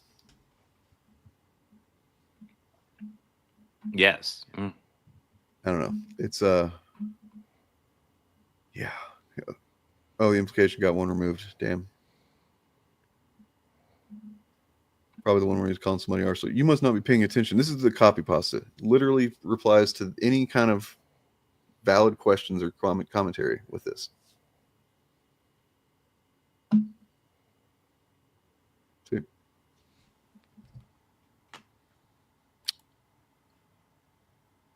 Anyway, it's a whole fucking, We have a couple super chats. I think they're from Bob's channel. From Jack. Is it me? Why does keep like? Do you have like a fetish, dude? Sorry, that's not this one. Do you have a fetish? We'll talk about you in a minute. But sorry, go ahead. I checked that. He's not on my channel. I don't know which channel he's in. He shows up like every fifth stream I do or something, and he's like tries to like provoke or something by saying something like this. Well, it's just the most try hard fucking sad shit, Well, Jack Seashley, do you think Marvel Comics should do Crisis on Infinite Earths? I think you've asked this before. I don't I think even DC is going away from that. I think that's part of what Absolute Universe is right now. Where is Absolute that Universe comment telling at? them to explore something unique. I don't see that. That's not the comment that's showing up for me from Jack. I see two comments over here. I don't know where that's from. I have 3 from Jack here. I just went to the super chat section here. And then, do you think in a few years' time, Trump supporters will be seen the same ways as Nazis? Because it's definitely feeling that way now. Oh. Yeah. I don't know if it'll be a few years from now, but it might be decades. Didn't you ask this last stream? You literally asked this exact same This thing. does seem familiar, yeah. Wait. Can I pull up what I'm seeing quickly? So Sure. This is the super chat that I'm seeing from Jack. Is there a bunch of old super chats left in your hub? Oh, wait, yeah. You have to unstar ones that are up there from like old ones. Yeah. That's right, because we're reusing. Yes. Okay. Yeah. Well, so what's up with Nerdrotic right now? We will go over that probably fairly shortly because I don't know how long Eric will be here, and I definitely want. And I'm actually not going to be here for a whole lot longer either. So this is the other one I saw. Nerdrotic's done a lot of fucked up things over the years, but this by far is the most messed up. If even his bootleggers are calling him out, it's bad. Yeah, 100%. Yeah. So now we have to unstar stuff in the reusable. So after we do this, Jesus Christ. I mean, I guess if it's a super chat and someone paid for it, then you kind of do owe them to, respond to it at some point, even if it is weeks later. But yeah. Well, I tried to respond to them, but making sure to unstar them. Yes. I guess we want to go over the. Oh, go ahead, Dane. Well, I was gonna say Tony shows up and he'll say some lame ass shit like that, like trying to do the everybody just wants you to move on. It's like, dude, we got 150 people watching right now. That's pretty good. We're doing all right. He's trolling. He's not even good at it though. Let's But talk trolls about by nature. I mean, trolls by let's be 100% honest here. Trolls by nature are pretty fucking pathetic. All they have is just being shit heels essentially. Ugh. or they can become president or like a billionaire. True. President. And then they can be pathetic presidents. Yep. But yeah, I don't know how long Eric will be here, so we might want to move. I got that video too. If you'd rather me play it, Bob.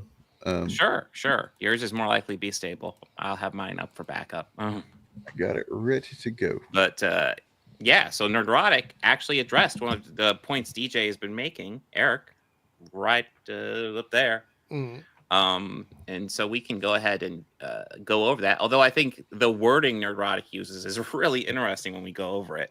But there's also a little bit afterwards I think it's worth going over because he pushes some conspiracy theory shit at the end. Yeah, it's weird how confident he is with this shit, man. You did not think this movie was going to perform very well, did you? No, I did not. He's talking about Captain America, by the way. And it hasn't, really, has it? No, it hasn't. No, it's I don't. You don't mind if I set you up for some talking points, do you, Gary? I don't know where we're at now, but the Disney didn't know it was going to perform well. That's why they floated out a lie of a. I want just think about the way that the way that he talks about this as if he knows what Disney, like Disney's some guy that's thinking, like one person came up with this lie and then everybody else just signed off on it, right? The other thing I want to point out is I think some of the comments I've seen in my video response to this is we already established that Disney doesn't have to give us anything. Like they don't have to announce the budget at all. They could never tell us what it is or tell us 6 months after the movie comes out. There's no reason they have to give these numbers out. So this is not true. This is actually not even true, man. No, it's not true. It didn't flop. But he's been watching Nerdrotic probably. So right. So why would they give a number before a movie comes out that they're not confident about if they could just not give a number at all or give a number later? Why would they do it beforehand? Let me, Gary fans, you're obviously watching. Let me ask you a question. What do you think's more likely? Disney lied about the number and possibly hurt their chances to get tax rebates on this movie, on credits they could have gotten. To own these guys. Gary's lying. Right. Of which he cost him nothing. I also want to say it's very important. He uses a word here that has a very specific meaning, which is lie. Yeah. This is the word he uses. In the comments for my video, people were talking about the fact that Disney has adjusted budgets later on and blah, blah, blah. And yes, all of that is true. But that's not what Gary is saying here.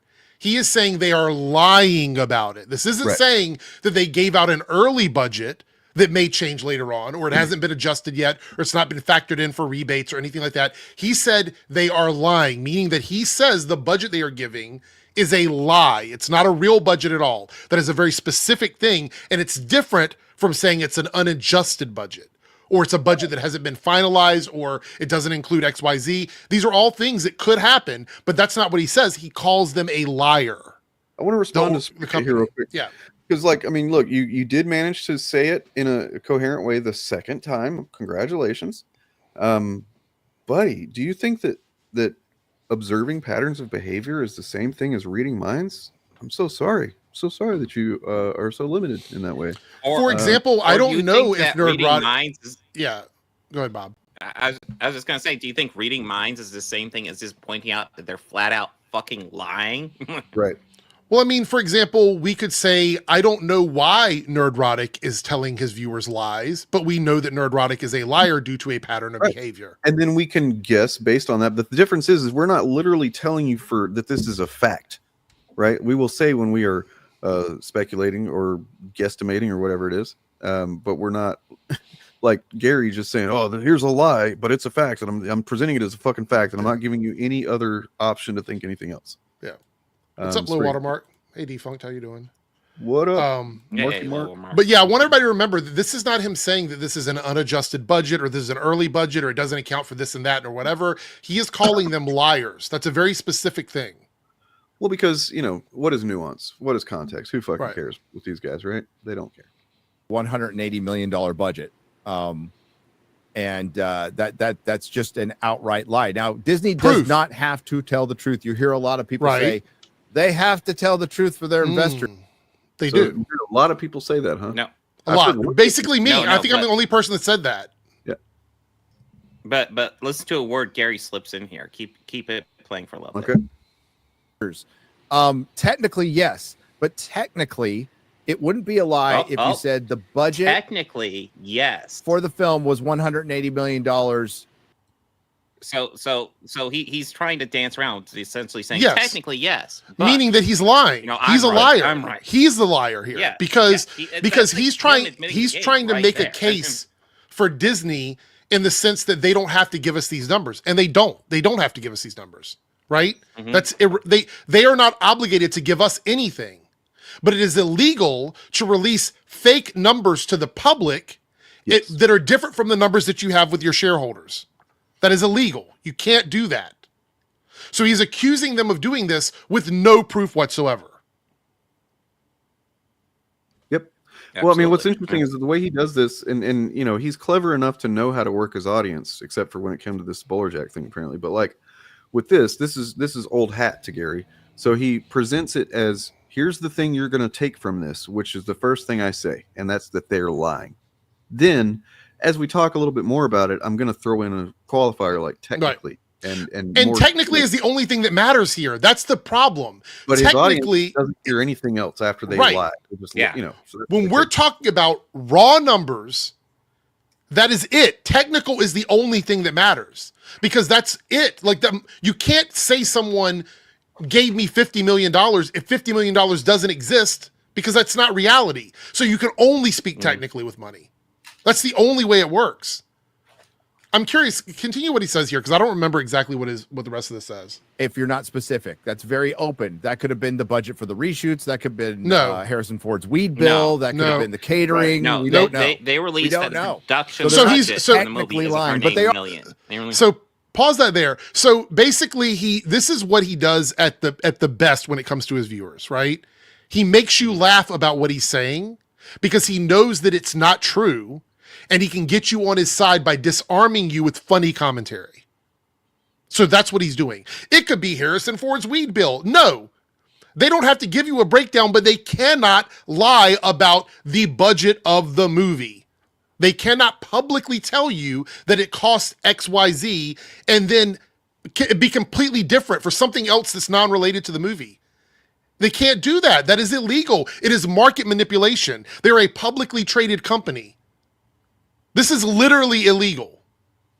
So what he's accusing them of is doing something illegal that he has no proof of. Vibes, man. He's got vibes.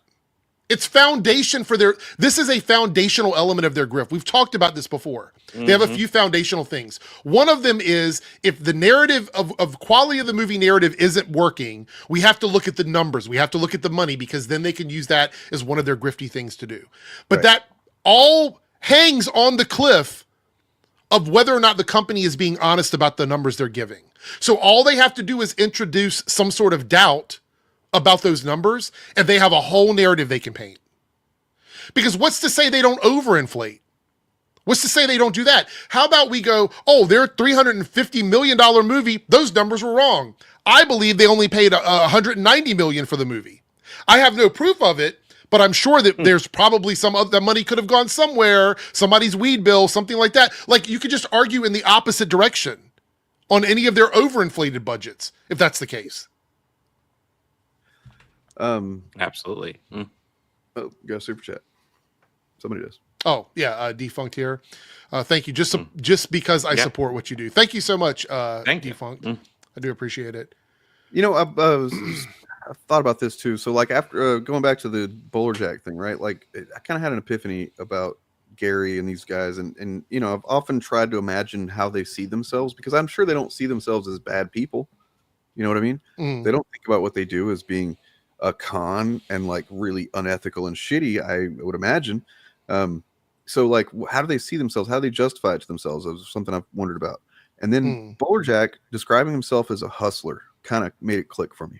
Yeah. That's what Gary probably sees himself as. He's like, oh man, I'm just hustling. I'm just, you know, I just got to say the certain things. It's like he found a cheat code.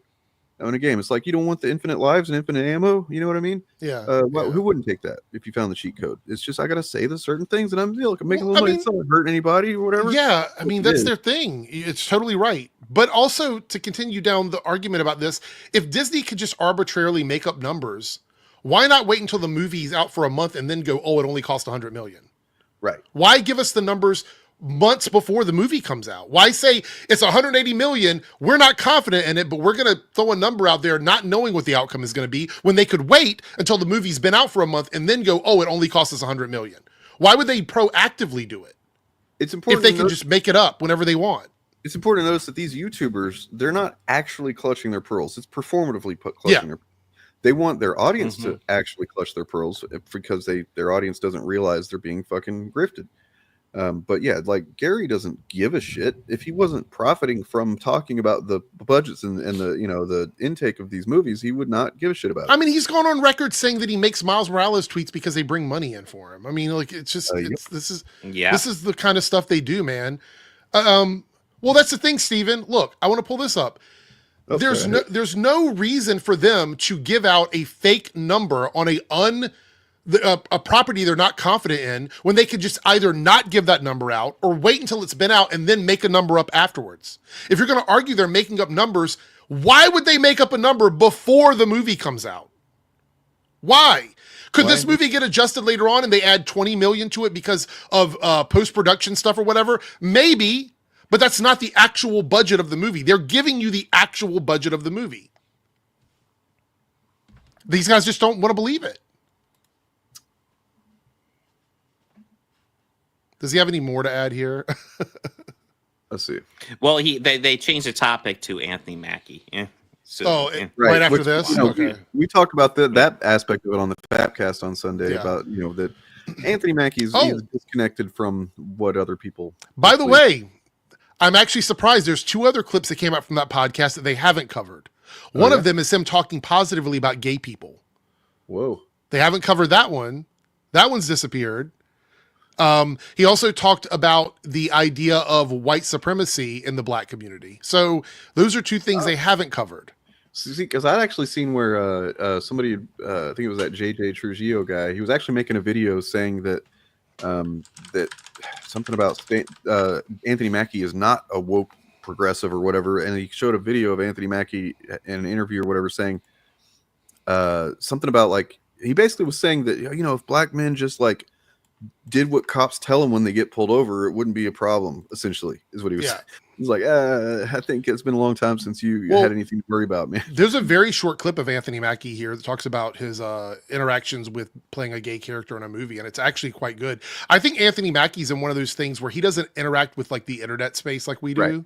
So his dialogue comes across kind of chuddy because he doesn't really interact with chud people. So he says that they've killed masculinity, which is what he said on that one podcast recently. And it's like, oh no, but yeah, he doesn't realize that a lot of people on the internet take that a very specific way. Yeah. Yeah. So here, I guess we have to remove this. If they're not going to talk much more about this, I don't really care what he thinks about the Anthony Mackie stuff. I would like to, unless you guys want to watch the rest of this. Did you want to see this? Okay. Go ahead. So here we go. This is the Anthony Mackie clip. You did not think this movie was going to perform very well, did you? What happened? No, I did not. No. That's the same one. And it... Yeah, I removed it. I don't know what happened. All right, there we go. All right, so this is from the same Pivot podcast. And he's talking about playing in a movie from 2003 called Brother to Brother, I believe is the name of it, where he's actually playing a gay character, which I completely forgot that he was in this role. Wow. But listen to what he says here. I think that first clip that was released to advertise this was to get people to tune in. That was the whole point. But there's a lot more from this podcast that actually is good. Anyway, let's just listen to this here. In the 90s and 80s, you grow up homophobic, sexist, and racist. Right. And we talking about the 80s and the 90s. That's just a fact. You know what I mean? So he just said that the 80s and the 90s, you grow up homophobic, sexist, and racist. Yeah. And he's just calling it it was a different way to be for a long time. I just thought that was just what. Yeah. So when I got to school, my roommate was gay. Like I didn't know how to deal with that. Like my brother's gay. I didn't know how to deal with that. So being a man, I use my art to better myself. Now, see, a lot of people would take like some sort of offense to him saying "as a man," as if that's somehow going against like, the idea of gender, Right. and equality and stuff. But I think he's just speaking from his own point of view. I don't think this is him Well, feeding into he's some larger speaking from narrative. a healthy version of masculinity, which is Right. I'm a man, so that means I'm going to understand the perspective I don't understand. I'm going to, evolve my understanding of this. Right. Yeah. Mm-hmm. Let's get in here. Better myself. I played Perry so that I could understand my brother better. So Perry is the character from the movie He Was Gay. He was the lead in that movie, just so you guys are. A healthy masculinity is one that goes, oh, okay, this is something I'm not familiar with. I don't understand it. It's my brother, though, so I want to understand it. I'm going to, seek out a way to understand it because I'm not afraid of it. I'm not afraid of, getting caught catching the gay or whatever the fuck. Right. So I could understand my friends better. Going to art school, a bunch of my friends were gay. Yep. You know what I mean? Like when I was a kid, we had a record label. We had the first gay rapper. Nobody gave. You make good music. Nobody cared. Right. Big Frida is famous. Here for sure. For sure. You know what I mean? So the idea of being gay in New Orleans has always not only been supported, but it's been a part of the culture. But with me, I needed to figure out what was my holdup, what was my insecurity about that. And once I played that role, I realized everybody deserves to be loved. It's not my job to say who you love or who should love you. If you loved, I'm happy for you. That don't mean I'm gay. So Perry was more so a statement piece for me with the love and admiration for my brother, with the appreciation and respect of my friends for that culture. It really put me in a position where I think it made me a better actor because I had to go so far out the box. I had to go to the furthest spectrum away from myself to play that role. Anyway, I just thought that was kind of interesting. Yeah, because I mean that's like we were talking about. That's like the good form of masculinity. That's him realizing, hey, I have this issue, I have this hang up. I need to educate myself. I need to learn about this so I can be a better friend, a better brother, so I can be a better man. Same mentality that you should apply to anything in life, whether it's somebody being gay or it's like, oh, there's this thing that there's something in my life that I can't avoid the thing. It's just there now. I don't understand it, so I'm going to understand it. I'm going to I'm going to find what information or perspective I need that I don't have so that I can understand it. That's the way you But remember, Those Guys Mates video says that Anthony Mackie's now saying the quiet stuff out loud, but they mysteriously didn't use that clip in any of their videos. So, yeah. Fucking shit, man. I did see here, what is it? Christian here says, Anthony Mackie is talking a bit silly now, but sure he's sure as to bring toxic red pillars to his movie. I think you're talking about the first clip. Must have been talking about the first clip. Well, yeah, when you watch that first clip, like it does come off a bit like Chud speak, but like he also talks about in that clip how he doesn't let his kids really go too much on the internet because he doesn't like a lot of stuff which is and that's what led me to believe he does himself. Exactly. That led me to believe that it's because he doesn't do that either. So the stuff he's saying is just stuff that's occurring in his world. So he doesn't really, I don't think he's tuning into Joe Rogan. You know what I mean? I don't think he's listening to Tim Pool. Like, I don't think that's what's happening. I think he's just talking about what's happening in his world, and we don't really get that anymore. So when you see a clip like that, you're like, he must be mimicking all of these Chud guys. But then I watched a bunch of other clips from the podcast and I realized, oh, wait, no, he's not doing that. He's literally talking about his world and how he grew up and things like that. There's another clip where he talks about supremacy and how it has a stranglehold on the black community. So there's a lot of things that he goes over in that clip that they didn't cover. They just looked at that one individual clip. Well, I mean, you say that, but when... Go ahead. I was just going to respond to Reggie's comments about this. It's like, yeah, go ahead and respond. Yeah. I think like that's the church that he happened to go to, but there are other types of churches as well as other types of black churches that would not teach it really is luck of the draw, I guess. And like he went to a better one, but there's other ones that are, more focused on being shitty. But like, I mean, in one clip he talks about how he holds the door for all women. And I'm like, well, that's interesting. I hold the door for anybody that's within. I do too. That's me. I try to hold the door for most anybody. Yeah. If I'm not in a rush and it doesn't take me any effort to just stop and hold the door for 20 seconds, I'm going to do that. Yeah. Just a heads up, I have about 20 minutes. So if we have anything I'm about else, to head out of here.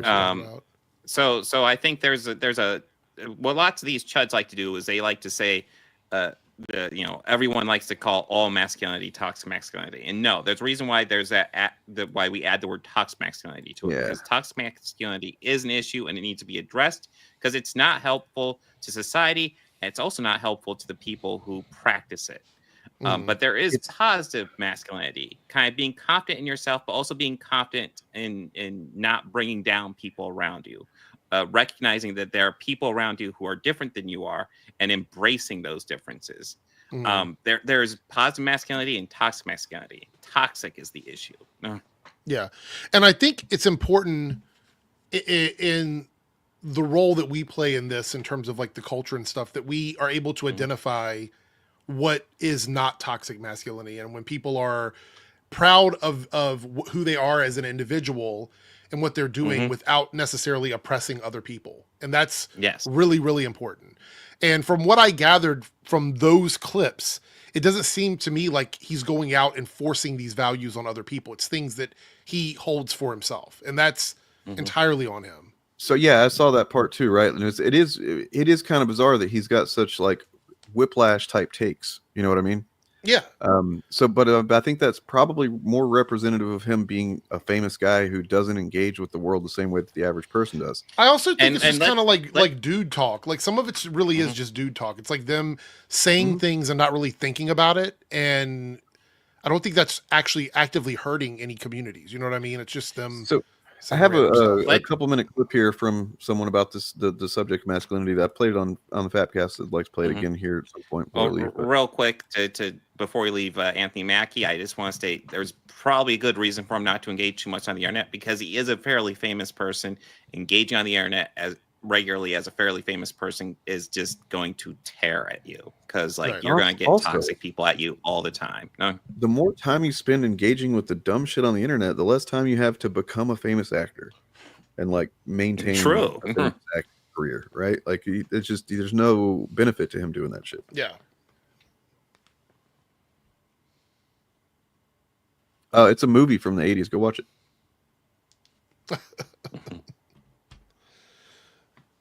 So here's this. This is by a guy who used to be a YouTuber. I think he got murdered, maybe. Something about a burrito. I don't know.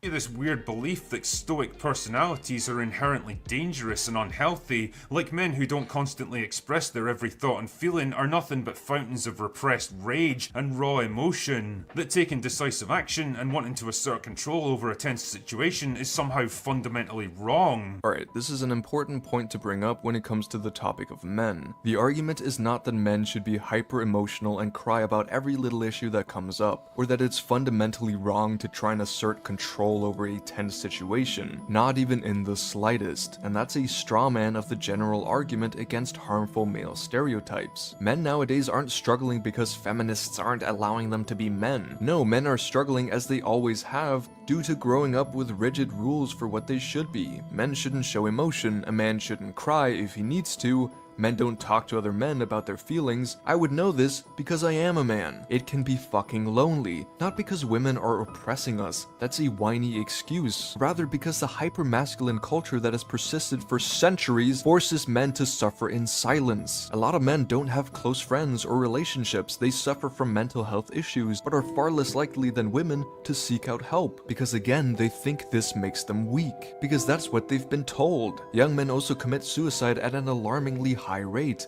which needs to be addressed. And you don't address these issues by feeding them lies about how it's the fault of Hollywood and wokeness that they feel so marginalized. No, a good place to So real quick, Turf is making fantastic points, and but there was something that came up earlier at work. How I feel like, especially in the United States, we need to provide more mental health facilities for people, just in general. Just even if you're okay, every once in a while, talk to a therapist isn't a bad idea, and just opening up. I think that'd be a wonderful thing that definitely we should be endorsing in America. I just want to bring that up. start is to try and make people aware that the patriarchal systems that have held down women for so long also negatively affect men who aren't at the top. And listen to me carefully here, I'm not saying that the drinker is as bad as someone like Andrew Tate or Sneeko. No, not at all. But he's playing a part in propagating this harmful culture by telling young men that the reasons they're not happy is because feminism and wokeness is preventing them from unfolding themselves as traditional men, when in reality it's these rigid traditional values regarding men and women that have caused so many of the problems we're experiencing today. Man. Based. I hope that kid's doing okay. Yeah. I miss his dulcet tones. But yeah, no, speaking to your point, Bob, absolutely. Like, look, every single one of us is affected by the things that we encounter in life to some small or large degree or whatever. Right? Nobody is not affected, and nobody is not carrying around some amount of shit. I don't care how great your life has been, you've got some amount of something. And it can be talked about, and you can learn to carry this around in a healthier way. Just period. And I think it's good to have somebody to talk to that you'll have secrecy with, who was not necessarily a family member or a friend, that you can just go talk to. And That's why I speak to my victims after they're gone. Oh dear. But yeah, well, yeah, just mental health is just underappreciated in this country. It's ridiculous. Absolutely. No. Fucking Turf Nation, man. Good guy. What else? I know we were going to talk about Gene Simmons. I wasn't super hyped about that, but I'm down to shit on Gene Simmons any day of the week. We can talk about a little bit. I have a little bit. Yeah, I'm not. I haven't heard anything about this. So. Oh, okay. So at first, this story might sound like fun. I've been seeing this circulating around. Gene Simmons is letting fans become his roadie for the day. Doesn't that sound awesome? Okay. Whoa. What's the fan be a roadie? Is it a raffle or what is it? Oh, yeah. Here's the qualification. If you pay $6,500, you can be his roadie for a day and play one of the non-band instruments. If you play $12,500, you can play one of the band instruments. So in every single description of every single live stream of the Shillcast, as well as at least in my videos and my streams, there are several links to several mini creators, and Turf Nation is included in that. Yeah, he was one of our founders, so he's definitely there. Yep. But yeah, so immediately I'm like, wait, you paid $12,000 to be a roadie for Gene Simmons? Like, what is the fuck? And the fact is, this guy has been a general douchebag throughout most of his life. Yeah. Can I be real with And you? I just I'm a rock fan. I love classic rock as well, but Kiss has a couple okay songs. But generally, I just think they sucked, man. And and the fact that they're, I don't know, it's just capitalism infected a rock band or something. It's all gimmick, really. Is what it is. I guess I'm not quite as negative on their music, but I will also admit I have very few Kiss songs on my collection. I have their cover of God Gave Rock and Roll to You, which I thought was good, and I think that's about it. Their songs might come on, and I'll be like, okay, but that's about it. But we can go into some general douchebaggery here, because he's kind of a dick. There's a couple things I do agree with, but first off, he was a big supporter of George W. Bush. Fuck yeah. Remember when I thought he was the worst president? Wasn't he also a big supporter of didn't he sexually assault some women or something? Well, we haven't gotten there yet. Crazy. Now he is not a fan of Trump, so I will give him credit for that.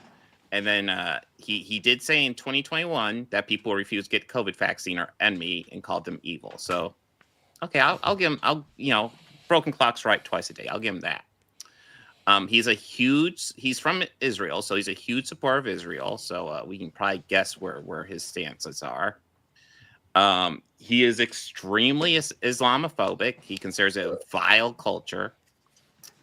So pretty awesome. I think Kiss fans are a vile culture. Sorry. Yeah.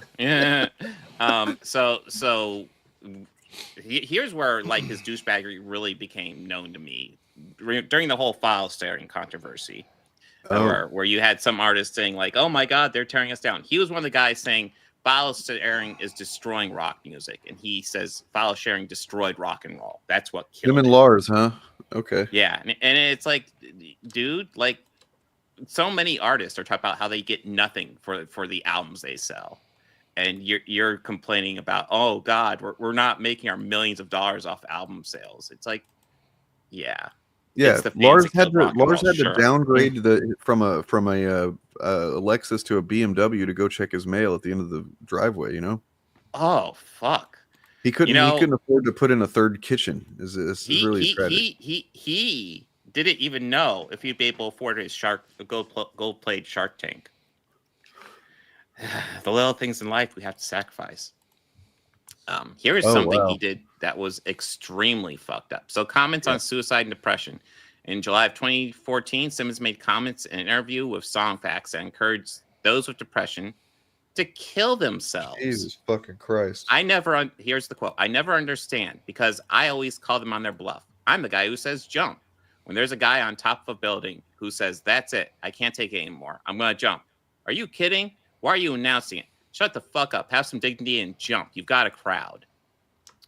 Now, he did apologize, but the very fact that, like, that was his instinct, like, when somebody's going through shit, severely fucked up. Well, I mean, you know, that's like the antithesis of the mentality we just talked about, like, you know, get some therapy. Even if you generally feel okay, there's these people that he seemed to have at least at one point been one of them who think, you know, depression, you know, it could, because they either don't experience it or they don't realize they experience it.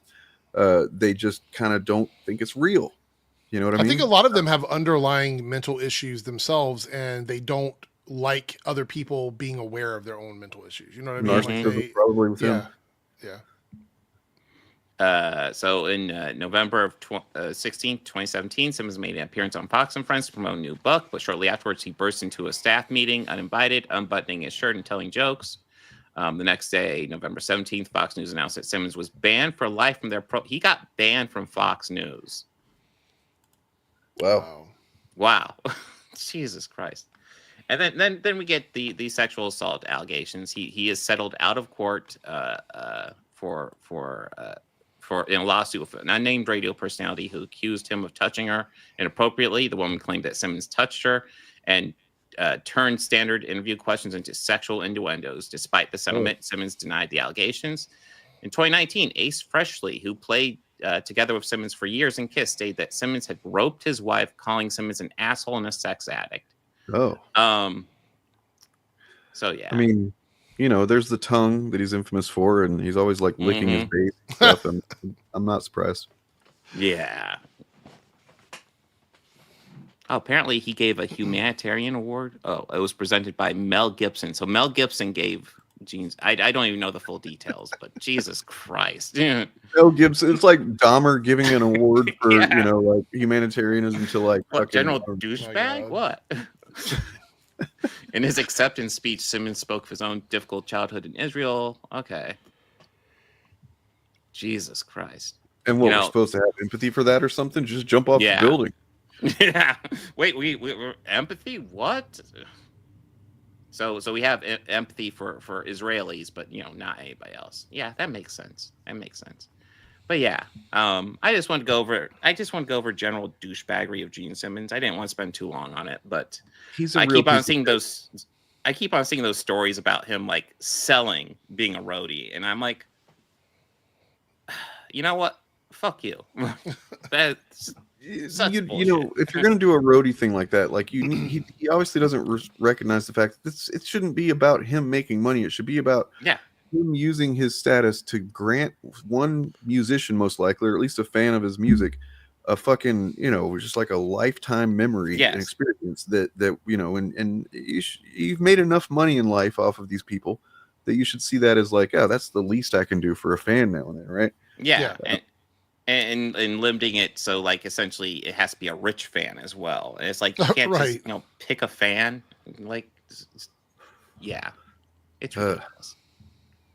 Like, you know, if it was just like a general giveaway, like party with a fan with the band for a night, like lots of bands do shit like that. They don't sell it. that would even be some degree more understandable than like you have to pay me to work for me. Yes, yes, yeah. And I have a feeling he would definitely make sure that you're working your ass off the whole time.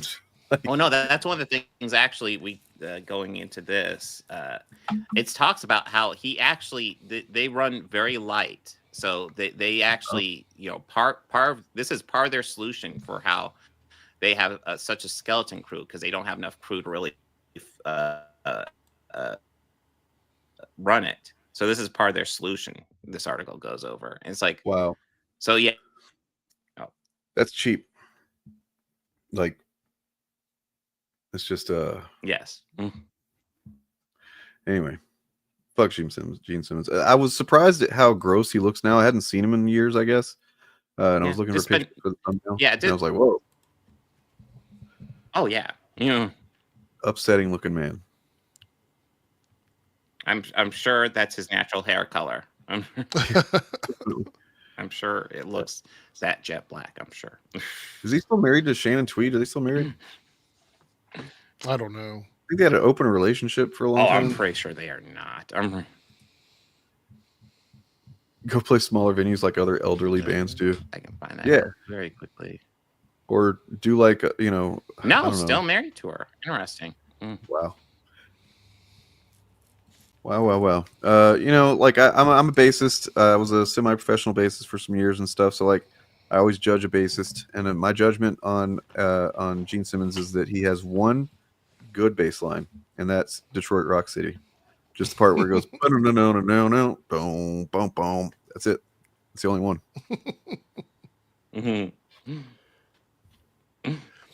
I just noticed before we go, Bob, your little icon is still messed up at the top of the screen. I know that other people chat. The Fapcast. Oh, it's been like that for a while. It works fine, but yeah.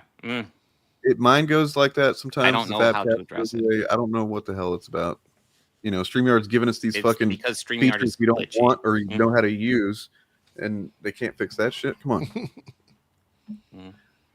By the way, we've been sharing screens this whole time. I don't know if the audience saw any of them. Oh, that's true. That's true. I don't know either. That's true. Wow. They have the chat hasn't said anything, so I'm assuming we you have to remove a thing to add a thing. That's so weird. You made it harder than your. No, it used to be a thing where, like, if we're all right to the side, we can just add new thing, and then we don't morph it all, and just a new thing pops up. Well, but now we I have to think morph back, then morph in. Right. I think the reason why is because when they added in the feature to the right side of the screen, left side of the screen, they think you're locking in a scene when you add something.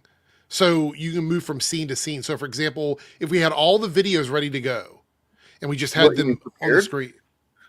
What is that? Like we were prepared, you mean? Yes. Yeah. But that's what I think they do. They want to have it set up so it goes from scene to scene, but they don't know how to do that without locking you in on a video that's on your screen. So it's too loose to do that, I think. Yeah. Well, I mean, we should be able to turn that off. Yeah, exactly. Like that shouldn't be a feature that's always on. It should be something we can turn off. Oh, I just realized you could hide the scene panels. Yeah. Okay, cool. Yeah, you should be able to turn that off completely. It serves no purpose. If I wanted to do a show like that, I would just use OBS as a virtual webcam and use StreamYard, which is what I do on my other streams. Just to update, Shannon Tweed is still alive, and yes, she is married to Gene Simmons, so she's probably a piece of work herself. Yeah. Well, but I have to head out at 7:00. Yeah, I'm gonna head out too. So, yeah, I think we're good. I have a whole bunch of stuff to do tonight, but I am going to be live tomorrow, guys. We got comic books to cover. I don't know what main topic we'll do, but I'll figure it out before I get a thumbnail put together. So, be live tomorrow at 5 p.m. Eastern Standard Time. Word. Yes. I do. Well, I mean, I have the Gary reel that I was going to show, but I guess everybody's seen that probably. You don't want to use it as an outro? Good. I mean, it's a few minutes long though, so I mean, I have to sit and wait for it and stuff. But, yeah. Otherwise, what do we got? We got, yeah, nothing Gary related. Thanks, Low Watermark. Good to see you, by the way. Thanks, man. Yeah, fuck Gary. I'll say that. Like, it's it never ceases to amaze me how fucking disgusting this guy is, you know. And it's like with somebody like Jeremy Griggs, I sometimes feel like he might be dumb enough to not realize how gross he is. Yeah. But Gary definitely understands what he's doing. You know what I mean? And it's just, you know, you look back at that Wired article that he did when he they did an interview with a bunch of comic owners back in 2009 and shop owners. I mean, and the stuff he was saying was very nuanced and very aware, cognizant of the conditions of the market and the types of, you know, consumers and stuff that were now starting to read comics. And it's like he had a very nuanced understanding of it. So then to hear the stuff that he says now, you just know that he's doing it on purpose. You know that he's intentionally, you know, giving a very stupid version of things to grift. And it just pisses me off. What the internet has shown us is how deplorable people will become just for money, and that's all they're interested in. Just as long as they make that extra dollar, they'll say anything. You know what? I wish I had time, because there's a video by what's her name, Taylor. She did an interview with the Libs of TikTok bitch a while back. She's a journalist. Yes, she's got a new video up about the rise and fall of the resistance, hashtag the resistance. I recommend watching that. I was kind of blown away by some of the people, the very well-known figures that are, you know, were in the hashtag resistance, that are essentially they've always been conservatives. And learning about those people was kind of eye-opening. And yeah. Anyway, I recommend watching that. But I gotta go. Otherwise, we would watch that now. Fucking hey, John Bowlerjack, go fuck yourself, man. That's all I gotta say about that. And before you fuck yourself, make sure to like and subscribe. Right. Don't use any lube. Here's Stanley, by the way. He's got my Stanley Funko. Oh, nice. I don't know. Fell on the floor. I'm tired. I got to go do some shit, though. All right. You guys are great. Good times. Good talk. Play that beautiful outro. I'll be probably live on Friday, I guess. I think. I don't know for sure what I'm covering yet, but I got a couple ideas. So. And that's where I'm at for tomorrow. Do what now? That's where I'm at for tomorrow. It's like I'm not 100% sure. I know what comic books I'm covering, but I don't know what Juds I'm covering. We'll figure it out. You know what I'm going to play on the way out is I'm just going to replay the intro so we can see this new intro with all these little graphics. Oh yeah, that's fine, buddy. There you go. All right, peace. I am not obliged to, that is, to address a point that doesn't pertain to the subject that I previously stated. You can pick up the softback trade paper. The what now? Words are flowing out like woke Mary Sue, objective truth. They don't mean much, but nothing ever does across the grift of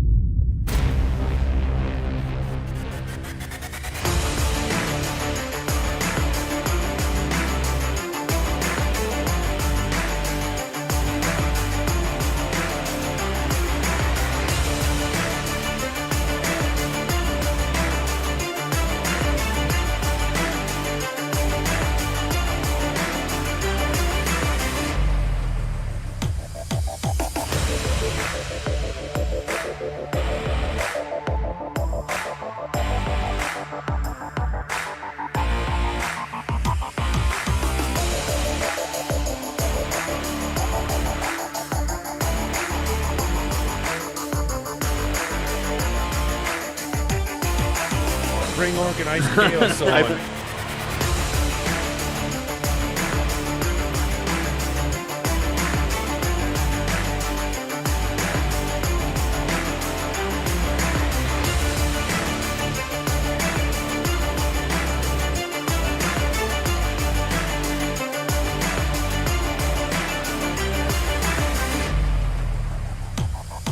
I'm sorry, I can't bite my tongue anymore. I'm tired of fucking idiots. I'm tired of them. Stop listening to these channels that are making you more stupid. Actual fandom loves to make memes. He is an expert, highly skilled. MAGA stands for trying to erase trans people from existence. MAGA stands for resegregation and racism. MAGA stands for censorship and book bans. MAGA stands for firing air traffic controllers while planes are crashing. MAGA stands for firing the people overseeing our nuclear arsenal. MAGA stands for firing military veterans and those serving them at the VA, including canceling research on veteran suicide. MAGA stands for cutting funds to education, including for disabled children. MAGA is profoundly corrupt, unmistakably anti-democracy, and most importantly, MAGA is explicitly a Nazi movement. Fuck off, Hitler. What kind of American are you?